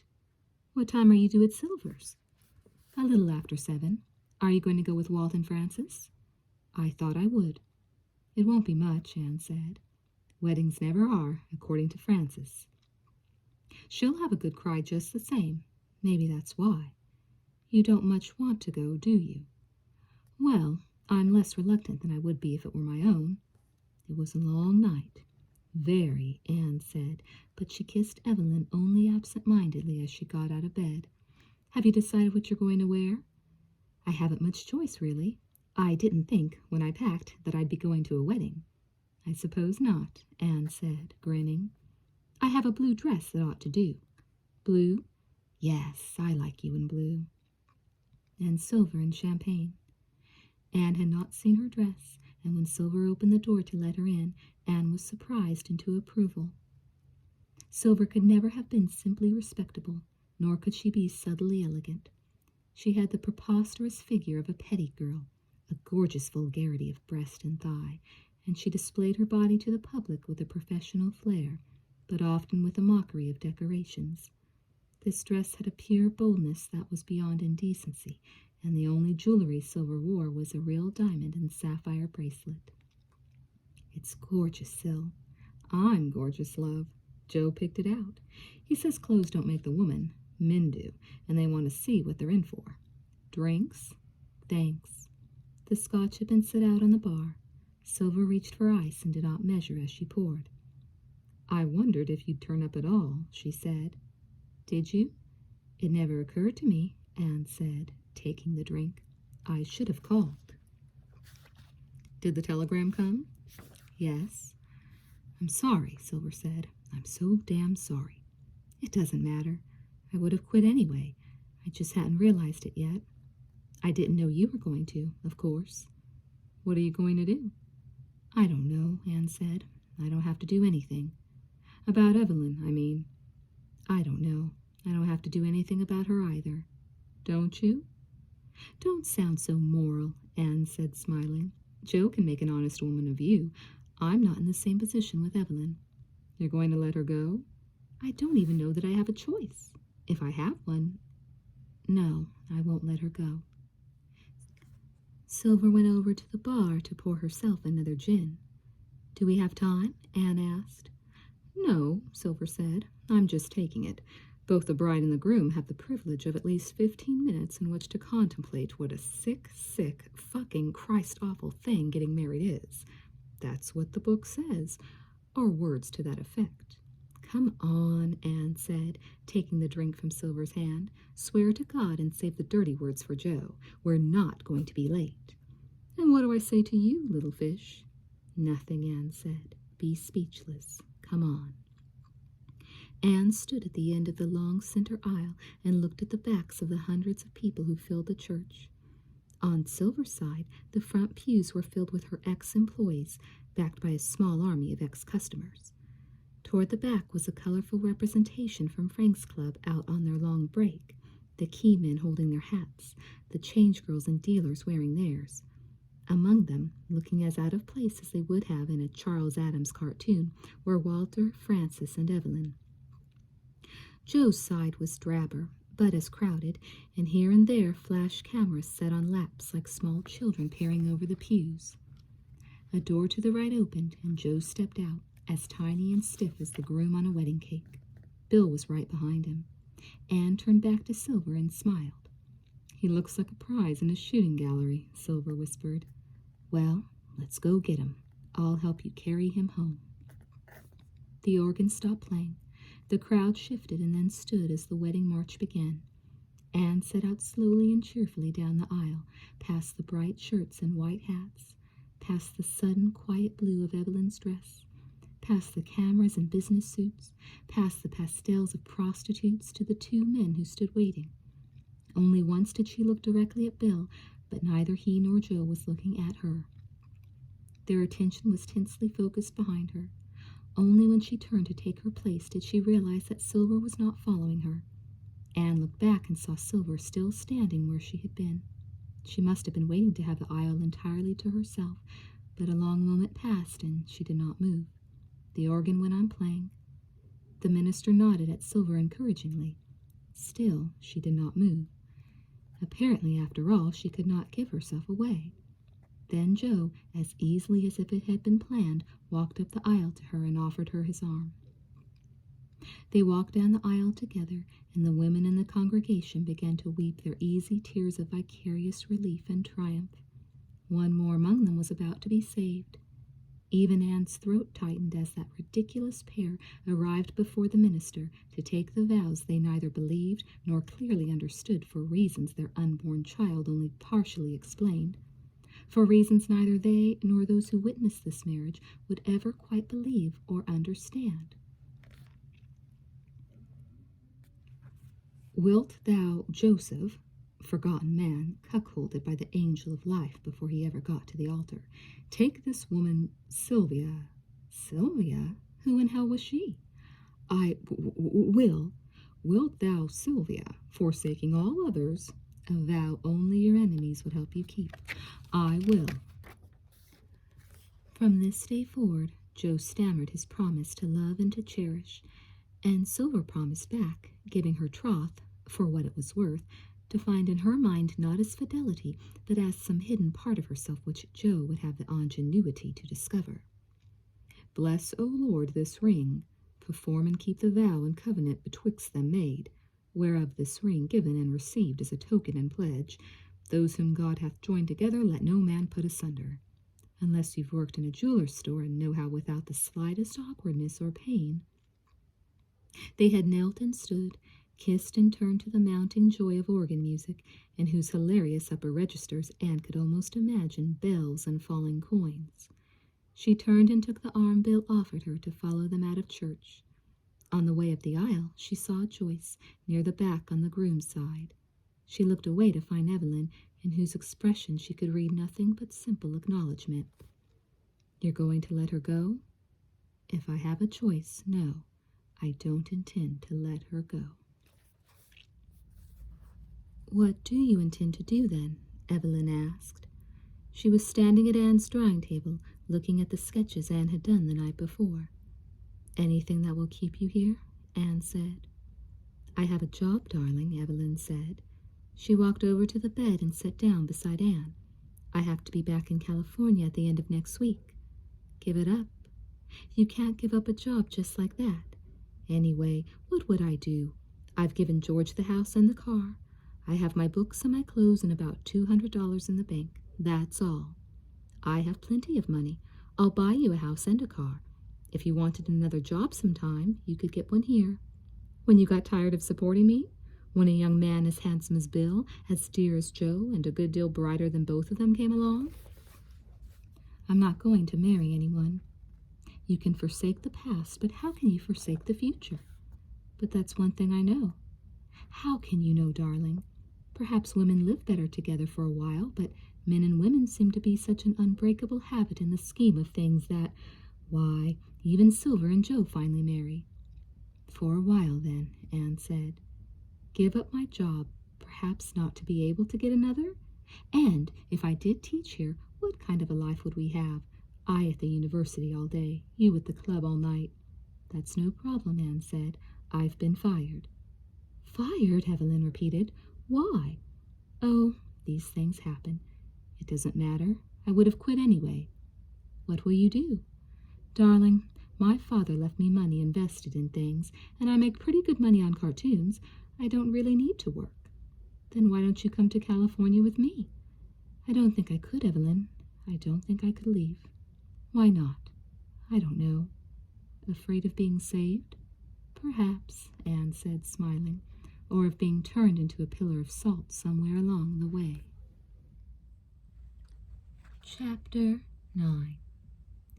When Evelyn went down to breakfast Friday morning, she found Frances and Walter sitting with their coffee. They were both self-consciously silent. For a moment. Then Frances got up and hurried off to the kitchen to fix Evelyn something to eat. I'm afraid I'm going to have to dash, Walter said. I'm already late. Evelyn sat down alone to eat the grapefruit that had been set out for her. She had probably interrupted nothing more than the rare moment of privacy Frances and Walter had, but she felt uneasy. When Frances came back into the room with a plate of bacon and eggs, her cheerfulness seemed strained. She spilled Evelyn's coffee when she tried to pour her a second cup and made a complicated task of cleaning it up. Evelyn wanted to ask her what was wrong, but Frances was not shy. If she wanted to talk, she would. If she did not, the kindest thing Evelyn could do was to ignore her nervousness. What time's your appointment with the lawyer? Frances asked. Not until 10:30. I have lots of time. Evelyn, I don't want you to think I'm meddling in your private affairs. That's the last thing I want to do. Frances hesitated as if she were waiting to be encouraged or cut off. But when Evelyn offered no comment at all, she went on. Walter's told me something very unpleasant this morning. He should have told me days ago, but he didn't. I can understand why he didn't, but he should have just the same.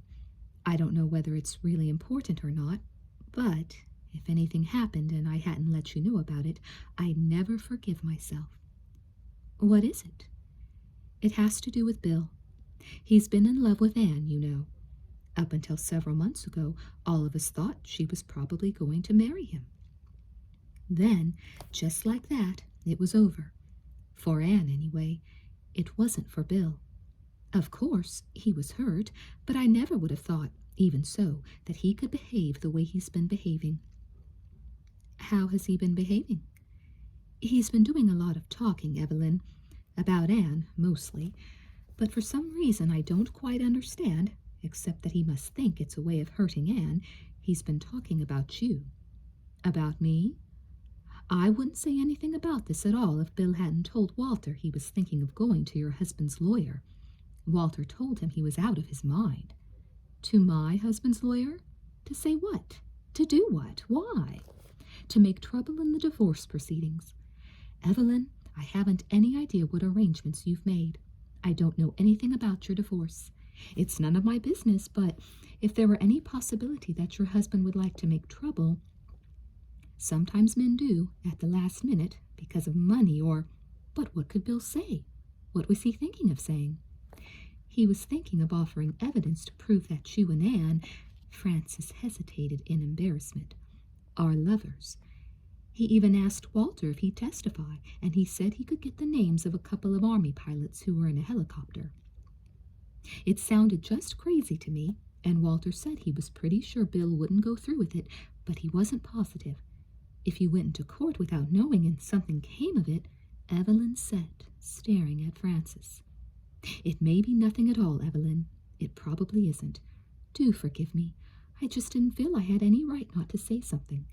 You know Walter and I would do anything we could. He was terribly upset. He didn't even want to tell me. Dear God, Evelyn said softly. Has he any evidence? Is there any real danger? Evelyn did not answer. What is all this about a helicopter? One afternoon when we were swimming at Pyramid Lake, one flew over, that's all. How did Bill find out about it? I don't know. Anne thought it was funny. She probably told it to him or to Silver, just as a funny story. Has Walter talked to Anne about any of this? Not really. Not about Bill's going to the lawyer, anyway. I think he did tell her that Bill was being unpleasant. So he fired her because of me. Fired her? Yes, Evelyn said. She was fired yesterday. Well, that, anyway, is no cause for anything but celebration. Bill may not know it, but that's the biggest favor anyone ever did for Anne. Do you think so? Evelyn asked wryly. If she'd chosen to leave, that would be one thing. Choose or not, she's out of there. That's what matters. Oh, Evelyn, if you'd only take her with you, get her right out of here. I may not get out of here myself, Evelyn said. Anne's lost her job. She may be dragged through court as well. If she is, I won't have a job either. Would your husband make trouble if he could? I wouldn't have thought so, but I wouldn't have thought a perfectly strange young man would take it upon himself to go to a lawyer either. There are a great many things I wouldn't have thought. I'll simply have to find out. If there's anything I can do... Do? Evelyn repeated. It's been done, Francis. Excuse me. Francis had already excused her. She wanted love for Anne and did not much care how she got it. Had she no capacity for moral indignation, or at least moral doubt? Did it never occur to her, because of the sentimental trash that filled her head, that love might be a devastating obscenity? Frances cherished convention. How could she then so willingly trade her dream of Anne's white wedding for what might turn into a vicious absurdity in the public courts of law? Her own white wedding had, of course, turned into a vicious absurdity in the public courts of law, and so had Evelyn's, or so it was about to. 3 people, Anne's father, Anne's mother, and Frances, had all been willing to let Anne suffer the ruined exposure of their own lives.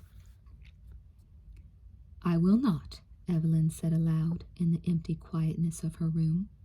But how could she stop it? If Bill had spoken to the lawyer, if the lawyer had written to George, would George be tempted to do anything about it? He did not want the divorce, had only agreed to it under pressure, finally persuaded by being offered all of their joint property. But he could accomplish nothing by a countercharge. Evelyn would have let him get the divorce in the first place if he had wanted to, but would he be tempted, because he felt her his judge, to expose her, to ruin her academic career? She would be no better than he then. I am no better, she said, and I never have been. But she had confessed this truth to herself before. She had already seen that her own needs had been as destructive as his. It was George who had not known it. Would he choose, given the revelation and opportunity, to prove it? There was no real evidence. What could those 2 army pilots say? Neither Walter nor Francis would testify. Silver? The whole thing was a vicious absurdity. Vicious absurdity or not, it's true.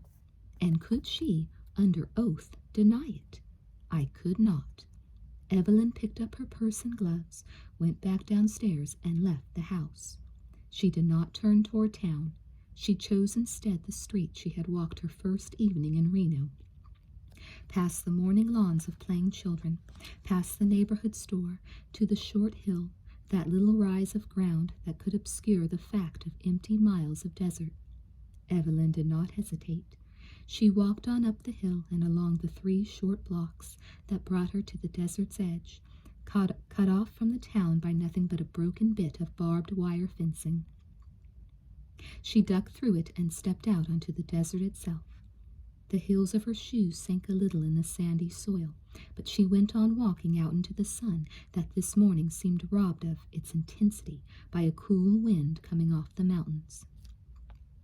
The scent of the sage was still hot and clear as spice, but it was not as strong as it had been, and the bolder colors, what she had once had to look for, revealed themselves even in the greater distances. This vast, empty, silent place promised autumn. Evelyn could feel it.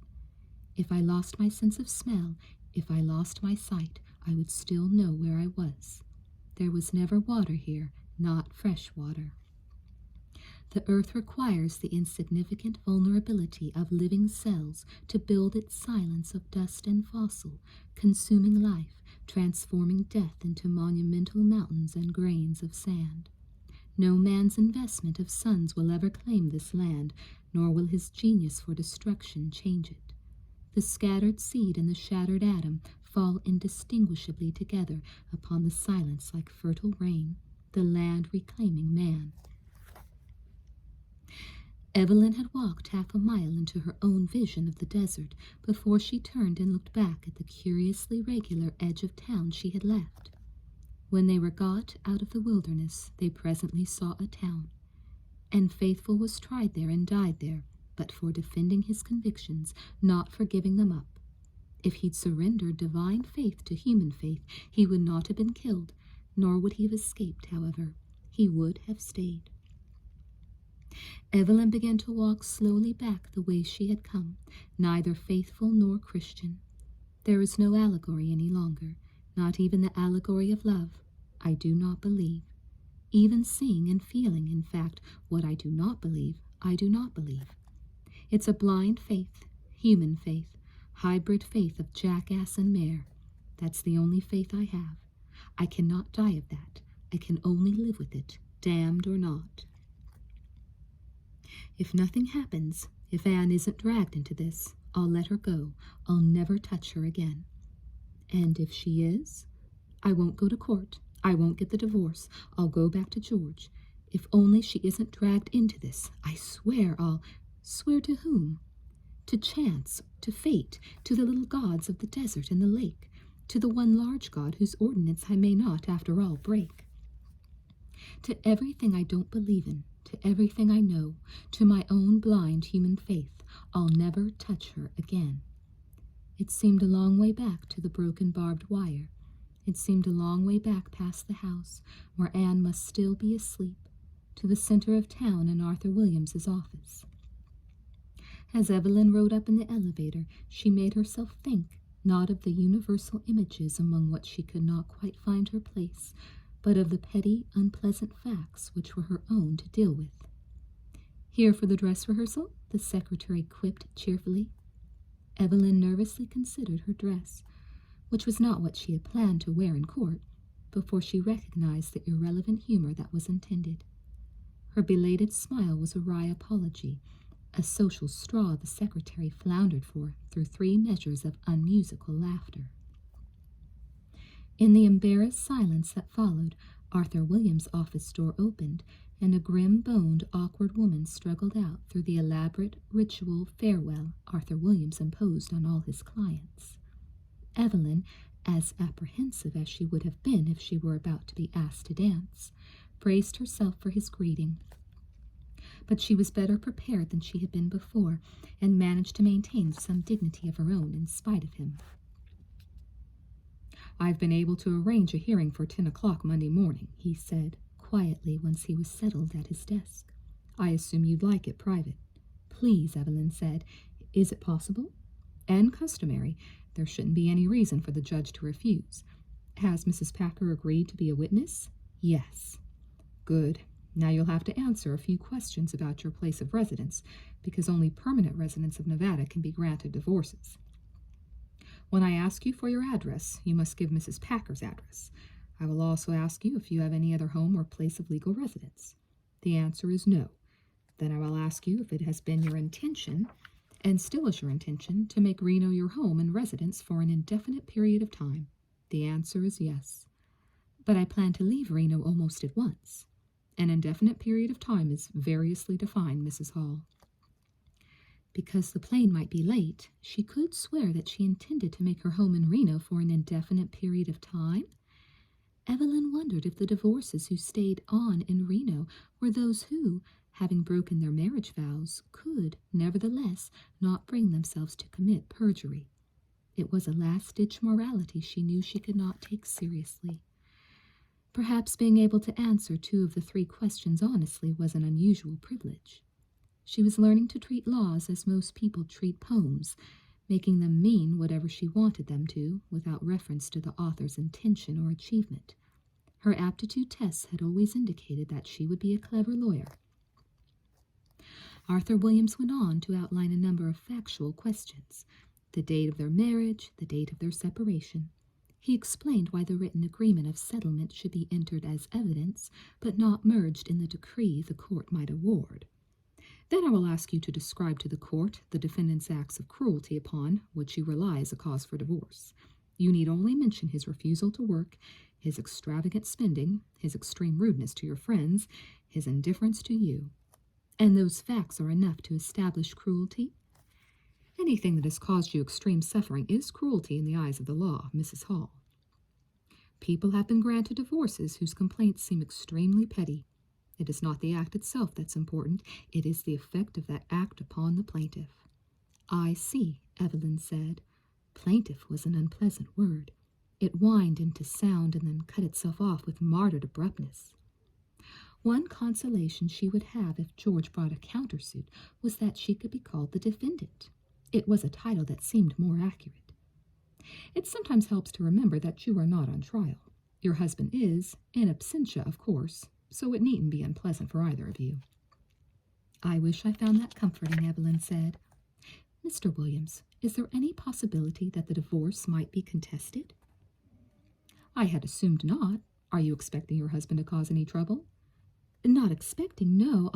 Evelyn hesitated. She could not bring herself to ask the questions she must ask because, with them, she would be forced into explanations she could not offer. No. It's natural for you to feel a little nervous, Mrs. Hall, but there isn't any reason for you to worry. Everything is in order. It's a perfectly straightforward case. He smiled reassuringly. Now, are there any other questions you'd like to ask? She must ask him to phone George's lawyer to find out, but all she could force herself to say was, "Do I just go to the courthouse?" I'll meet you and Mrs. Packer right by the main door at 9:45. If there are no delays in the court, it shouldn't take much longer than 20 minutes. He got up, and Evelyn felt in the tension of his body his intention to end the interview. She could not allow herself to be danced out of the room until she had somehow managed to tell him of Bill's threat. "Do you happen to know Ann Childs, Mr. Williams?" Ann?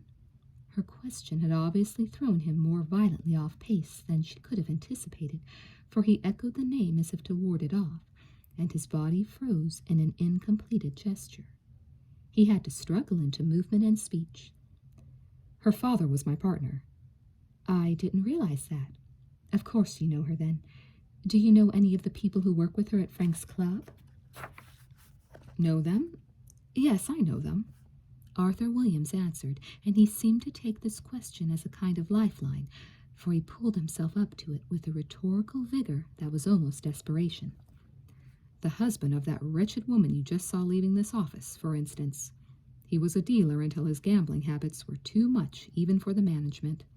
He was always paid in cash, of course, and given a free dollar chip with each week's pay, but he was allowed to lose only all that he earned, no more. Most of my local clients are employees or customers or married to employees or customers. I had a man in here the other day who makes $20,000 a year, and his children don't have shoes because his wife can't stay out of the casinos. He's begun to use company funds to pay her debts. She'll send him to prison eventually. Yes, I know them. I know them all because their stories are all the same. And I could tell you stories, such stories of suffering that you wouldn't believe. You've been in the casinos, I suppose." He had begun to pace his office, but he stopped to pose his question. "Yes," Evelyn answered tentatively. His growing excitement was alarming to her in the same way his elaborate manners had been. She wished he would sit down again behind the desk, which seemed to inhibit and discipline his responses, but he remained standing. "And what did you think of them? And what do you think of those who live here, tolerating places like that? Even working in them? It's true, most of the people who live in Reno are numb to them. We're just like the Germans who turned a blind eye to the exterminating of the Jews because we stand by and do nothing about these Buchenwalds of our own. Why? I'll tell you why. The gambling interests in this state are getting so strong that they control the laws of the state. People are afraid, and they have reason to be afraid. When I spent money trying to back an honest politician, my wife was threatened, and so were my children. And people don't even realize what's happening. The political power building up in this state will control the whole country soon, and then it will be too late." He paused, standing under the picture of his father in judge's robes. "It's already too late for most of us. When I came to Reno 20 years ago, Frank's Club was nothing. These places began as penny roulette wheels in the backs of stores. Look at them now. And who speaks out? The university? No. The churches? No. Pay Caesar what's due to Caesar, they say. But Caesar's paying them. There's no state tax, and there isn't a department in the university or church in town that doesn't have a hand in someone's pocket. The ministers drive Lincolns and go to the islands for their vacations. Even the Catholic Church is silent. My wife's a Catholic. She begs me not to argue with the priests. She's afraid something terrible will happen to me if I speak my mind to anyone. I ask myself, if all the people who know in their hearts that gambling is a sin, one of the blackest sins there is, would speak out, would it do any good? Maybe not. Maybe not now. We have to protect our children." "Why on earth do you stay here, feeling like that?" Evelyn asked. Arthur Williams paused, the rhythm of his protest broken. "My wife has sinus trouble," he said, the force gone from his voice. "The climate's good for her." "Surely there must be other places." "Yes," he said. "Maybe if we'd moved 10 years ago. We used to talk about it. I'm not as young as I was then." He turned away from Evelyn and stared out of the window. Once she would have found such an outburst of morality ending in so pathetic a confession at least pitiable, at worst contemptible. Now, as she looked at the back of the small gray man in the gray suit, who was perhaps contemplating the destroying price of his own Lincoln, she saw only how like George he was and how like herself. She felt neither pity nor contempt. Everyone must facilitate between a vision of himself as plaintiff and as defendant, as Abel and as Cain, and the world must always seem to be either the Garden of Eden, from which he is about to be expelled, or a circle in hell into which he has wandered, like Dante or Orpheus, only to find that he can't get out. How guilty the innocent always feel, how innocent the guilty. And, if paradox is a symptom of misconception, then the world itself is probably misconceived, a profound error in the very nature of things. "Excuse me," Arthur Williams said at last, turning to Evelyn. "You were asking about Anne Childs." "It doesn't matter," Evelyn said. "She was a gifted child. I tried to help her. I couldn't." He did not want the interview to continue, but he seemed unable to end it. Evelyn herself had to make the move that would free him. He did not even go to the office door with her. On the way out of the building, Evelyn remembered one of the drawings in Eve's apple, and now recognized in it Arthur Williams's particular stance in the universal dilemma. This was not the discovery she had gone to make, however. She knew no more about Bill's activities than she had this morning after breakfast.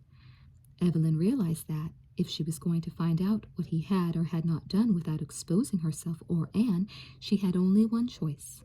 She must see Bill himself.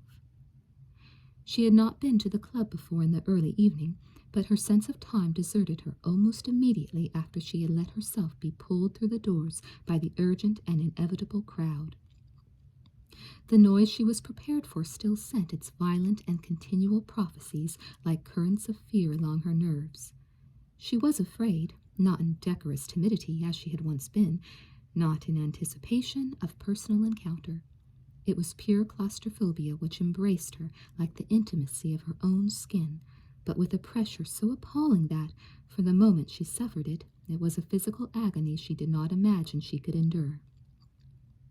Then it was over, and she was moving quite naturally through the crowds, carefully stepping onto the escalator, even more carefully stepping off, just as if she were going to find Anne at her accustomed station by the guns.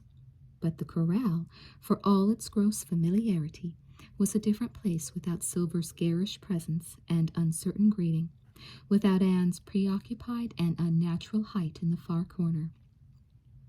Both their positions were filled by young women Evelyn had never seen before, but they were not new. They worked with an efficiency and personal assurance of employees who had been there for some time.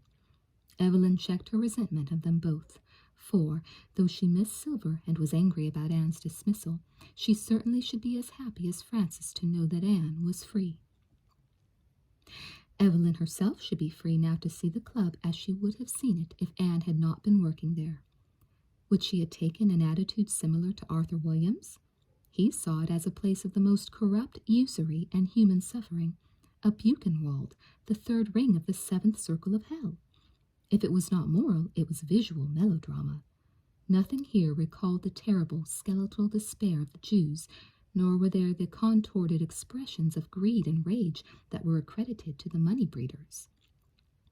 If the crowd reminded her of anything at all, it was a cluttered drawing of Hogarth, and even that was an exaggeration. Where was the suffering, innocent or guilty? She could see it here and there in the desperate and in the resigned, but most of these people were tourists. There were no tourists in Buchenwald, and only a few distinguished tourists in hell. Surely no one enjoyed himself.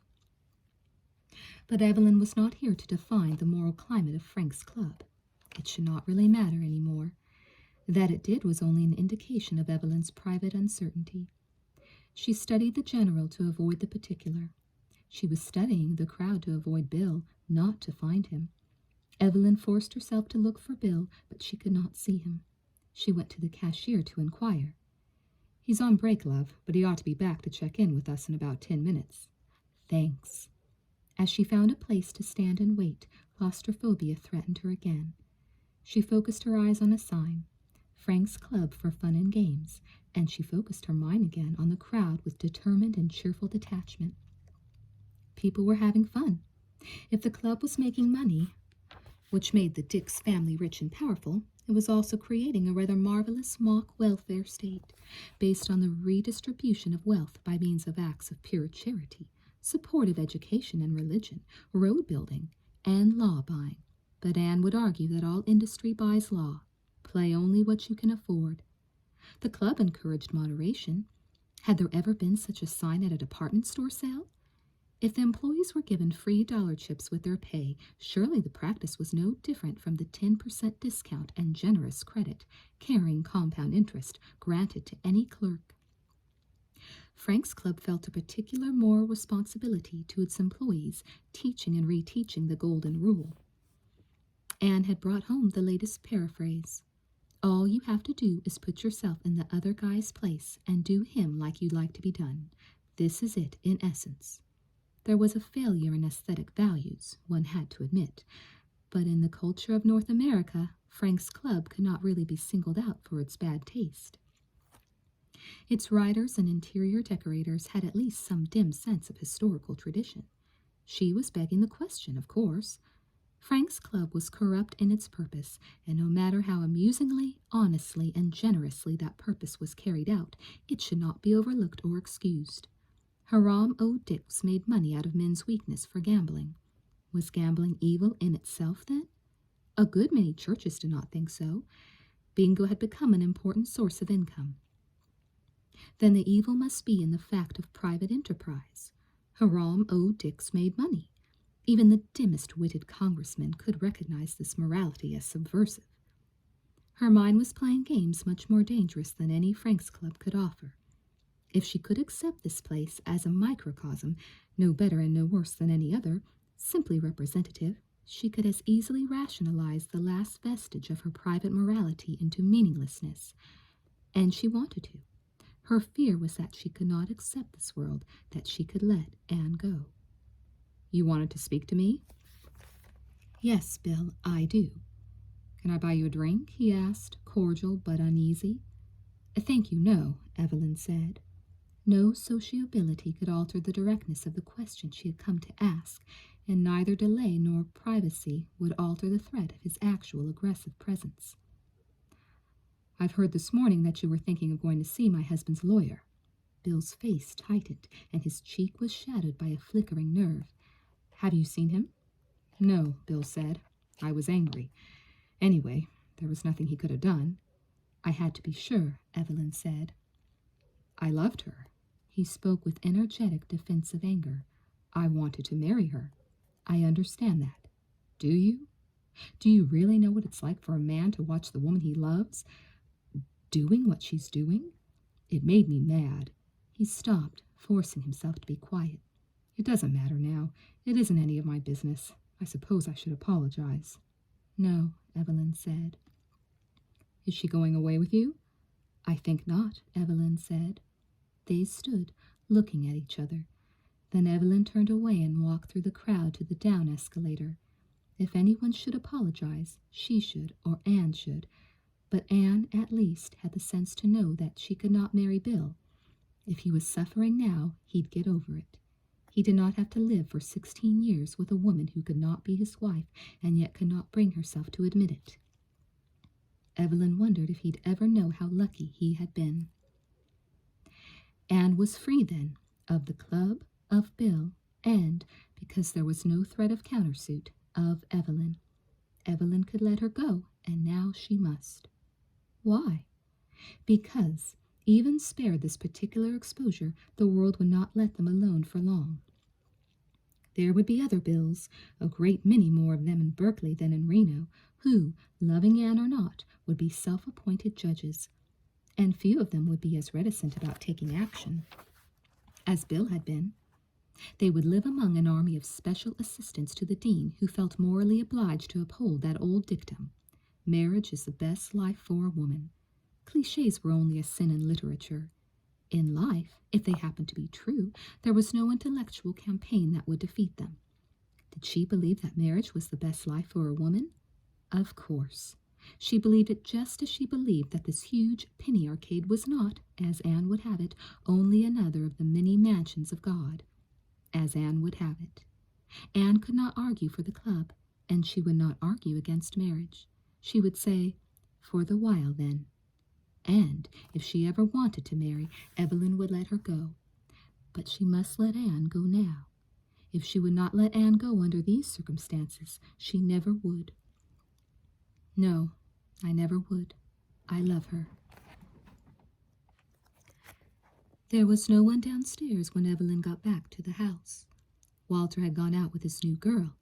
Anne was probably in her room working. Evelyn found Frances upstairs in Virginia's old room, making up the bed. Are you expecting someone new? Sunday or Monday, Frances said, and another the middle of the week. I saw Bill. He hasn't gone to the lawyer. Well, that's good. I did think he had more sense than that, but you never can be sure of people. I should have gone down there myself. That's what I should have done. I wouldn't have had to bother you at all. I'm glad you told me, Evelyn said. It's something I ought to know. Is Anne in her room? Yes. I'll go on up. Anne was sitting in her armchair surrounded by newspapers. She got up quickly as Evelyn came into the room. Where did you go? She asked. Just out on errand, darling. Don't look so worried. I didn't know where you were. I went down to your room and you weren't there. You weren't anywhere in the house. Well, I'm back now, Evelyn said, smiling. What have you been doing? I've been reading the ads. There's a house for sale on the bluff overlooking the river. Most of them are too big, but this one isn't. Look. She picked up the paper. 3 bedrooms and a den. I wanted to go look at it this evening. I wonder if it's too late. Anne, darling, I know you have to go back. I know you can't just quit, but I was thinking that maybe you could find out about a job here before you go. Maybe for January, maybe even for next fall. I could buy a house and we could come back. We've got to talk, Evelyn said. No, don't sit over here. Sit over there in the chair. Anne sat down obediently, her eyes concerned but trusting.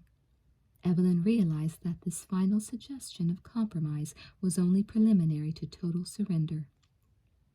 Anne would go to California and stay. Evelyn had only to ask. For a moment, she wavered in her resolution, but Anne's very vulnerability forced Evelyn to be hard. She must not take advantage of Anne's need.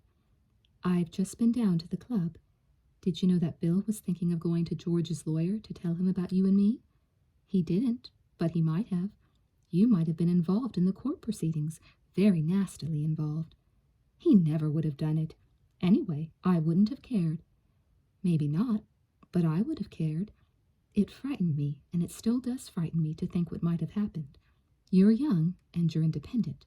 Scandal isn't anything that troubles you. It does trouble me. Practically, I could be badly hurt by it. I could lose my job, and I care very much about my job." "Yes," Anne said quietly. "It's different for you. I understand that." "Lots of things are different for me, Anne. I care what people think. I care about morality. I like to do the right thing." "How do you know what that is?" "Sometimes I don't. I haven't been at all sure that divorcing George is the right thing. I agreed to it only because anything else I thought of doing seemed even less right.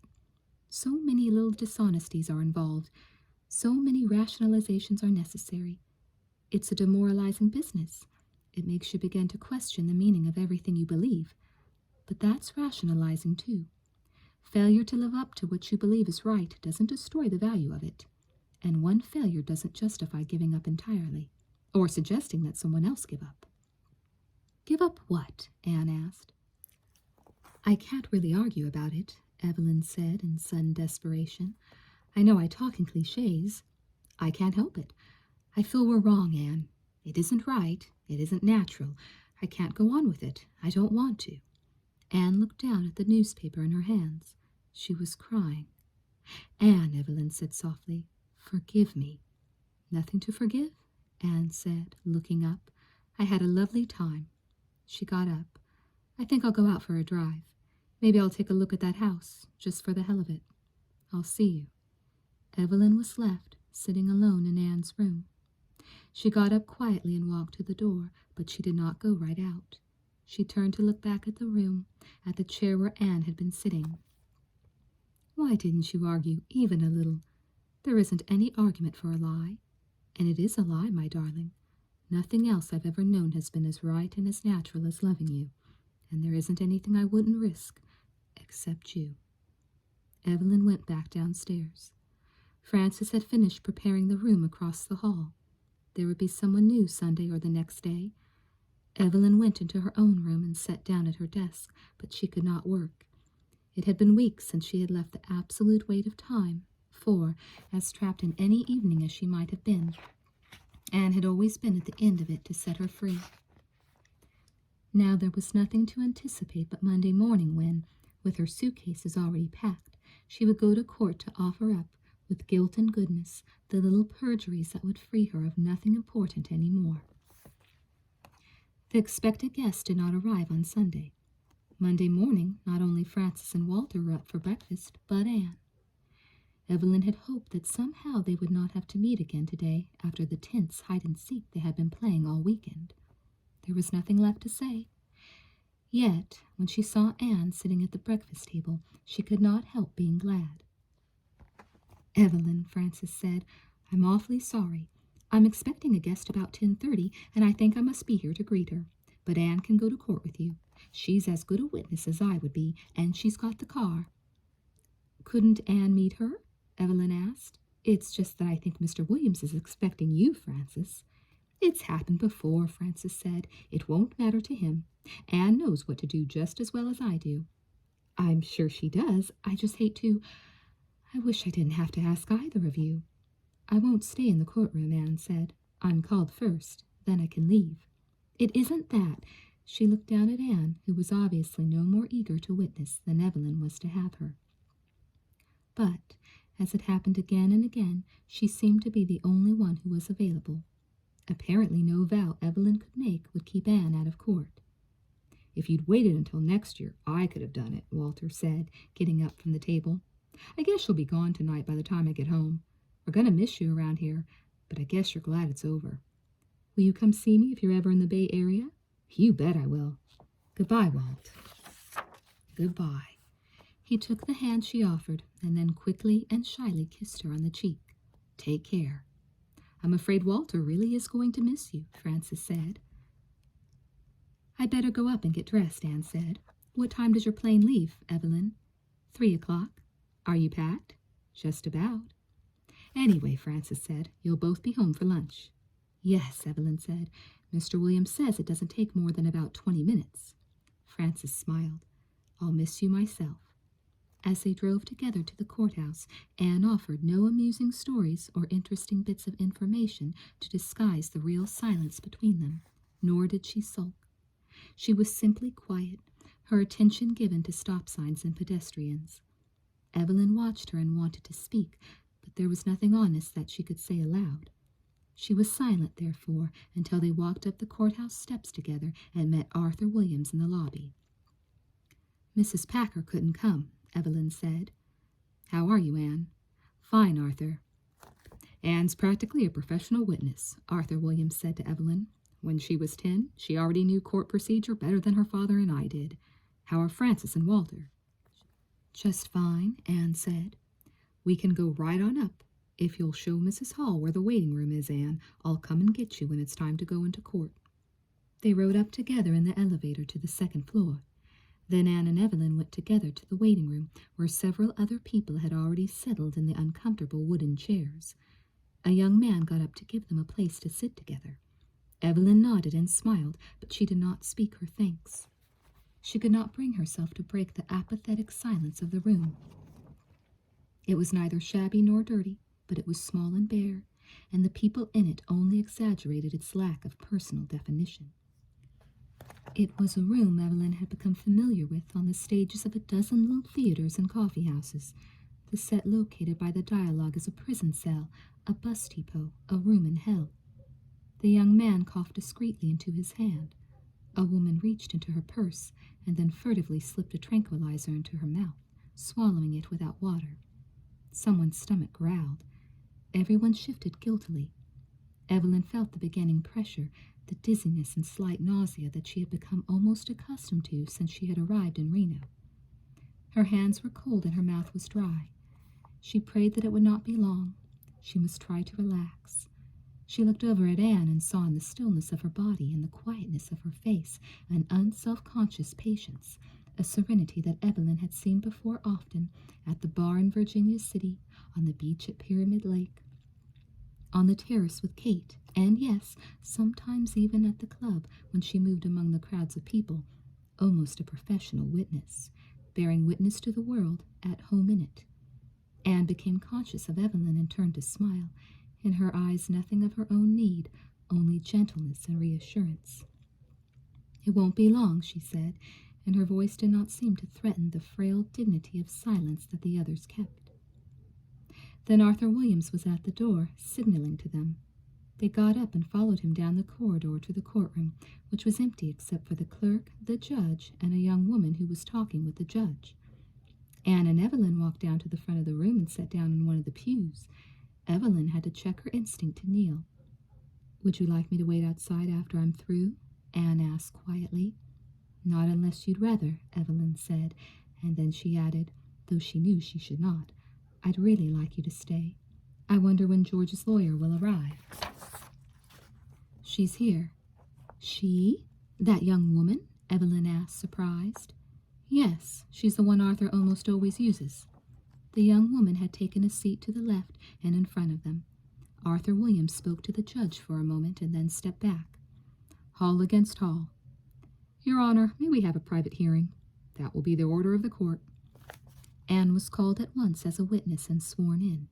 Then Arthur Williams asked her to state her name and address. "Do you know this lady?" Arthur Williams turned and indicated Evelyn. Anne looked down at Evelyn, her eyes unguarded. "I do." "She is Mrs. Evelyn Hall, the plaintiff?" "Yes." "When did you meet Mrs. Hall?" "In my home on July 27th. "And she has lived at your home since that time?" "She has." From July 27th up to and including the present time, you have either seen Mrs. Hall in Reno, Nevada each and every day, or you know that she was here all of that time? I do, Anne said again. The young woman, representing George, stepped forward. Are you in any way related to the plaintiff? Anne hesitated. We are not related. No further questions. Anne returned to her seat, and Evelyn was directed to take the stand. Do you swear to tell the truth, the whole truth, and nothing but the truth, so help you God? I do. Will you state your name, please? Arthur Williams asked. Evelyn Hall. Are you the plaintiff in the case in which George Hall is the defendant? I am. And is the defendant your husband? He is. Where do you reside, Mrs. Hall? She gave the address. When did you come to Reno, Nevada to reside? She gave the date. Do you have any other home or place of legal residence other than your home here? No. When you came, did you come with the intention of making Reno, Washoe County, Nevada, your home and residence for an indefinite period of time? Yes. And has that been your intention since? Yes. And is it still? Beyond Arthur Williams, Evelyn saw Anne. It had not been her intention at first. It had not been her intention ever. And it was not her intention now, but it was her desire to be here or anywhere with Anne, a desire which all her intentions denied. And is it still, Mrs. Hall? Yes, it is, Evelyn said, in her voice an uncertain resonance. The questions were factual, then. Evelyn answered them with easier control. The written agreement of settlement was submitted as evidence and accepted as Exhibit A, a term Evelyn could almost smile at. Mrs. Hall, you have alleged as cause for divorce that the defendant has treated you with extreme cruelty during the marriage and that the cruelty was mental in nature. Is that true? Yes. Her mouth was dry again. Would you please tell the court just what the defendant's acts of cruelty were upon which you rely as a cause for divorce? He refused to work, Evelyn recited. He ran up debts. Please speak to the judge, Mrs. Hall. He refused to work. He ran up debts. Evelyn could think of nothing else to say. She turned back to Arthur Williams. I supported him. Is it true that he was extremely rude to your friends? Yes, he was. Evelyn turned back to the judge. He was extremely rude to my friends. He did not want them in the house? Arthur Williams prompted. No. She spoke to Arthur and then turned to the judge. No. But he did not welcome your company either, and yet would not let you go out? She must stop playing this child's game of telephone. She must speak for herself. Somehow, for a sentence or two, she must leave some kind of truth, no matter how partial, on the record. He's bitter and despairing and frightened, she said. He's afraid to care about anyone. He's afraid of the responsibility, not just the financial responsibility, but the emotional responsibility. Afraid of being destroyed or afraid of destroying. He can't care about anyone. It's too much of a risk. This inability to make friends and indifference to you, Arthur Williams said, cutting in on her, caused you unhappiness and tension? Yes, Evelyn said, alarmed at his abruptness. It has, in fact, had a serious effect on your own emotional and mental health? Yes. What, in your opinion, would be the effect on your emotional and mental health if you had to resume life with the defendant and he treated you as he has in the past? I would become as frightened and despairing as he. Therefore, because you do not love him anymore, there is no possibility of reconciliation? Not love him? Evelyn repeated. Not love him anymore? Suddenly the bewildering and shaming charade was transformed into reality. Before her were the two lawyers, man and woman, like witnesses at a marriage. Beside and above her the judge waited to hear her answer, the one simple, truthful answer that would speak her failure and set her free. No, I don't love him anymore. There is no possibility of reconciliation. Plaintiff granted a decree of divorce. The agreement now in evidence, marked Plaintiff's Exhibit A, is approved, is adopted as part of this decree by reference. The agreement is not merged in the decree and shall continue to exist as a separate and independent document. Arthur Williams offered Evelyn his hand and helped her down from the witness stand. You and Anne wait for me in the downstairs lobby. I'll be a few minutes with the papers. Anne and Evelyn walked out of the courtroom together and rode down in the elevator to the lobby. Well, that's that, Anne said when they were alone together. All you need now is your diploma. How long would that take? 5 or 10 minutes. Time for a cigarette if you want one. Let's go out into the steps, shall we?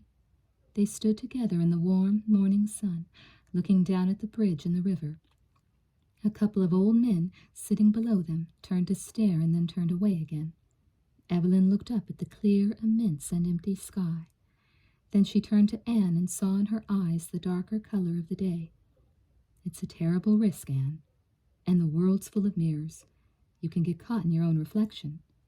And destroyed. Or saved. And I'm afraid of the one, and you're afraid of the other. We're a cryptic cartoon, my darling. It should be one of your best. I'll only draw it if I can live it. In a house by the river with me and your 5 photographs of children? Anywhere. For the while, then, Evelyn said, for an indefinite period of time. And they turned and walked back up the steps toward their own image, reflected in the great glass doors.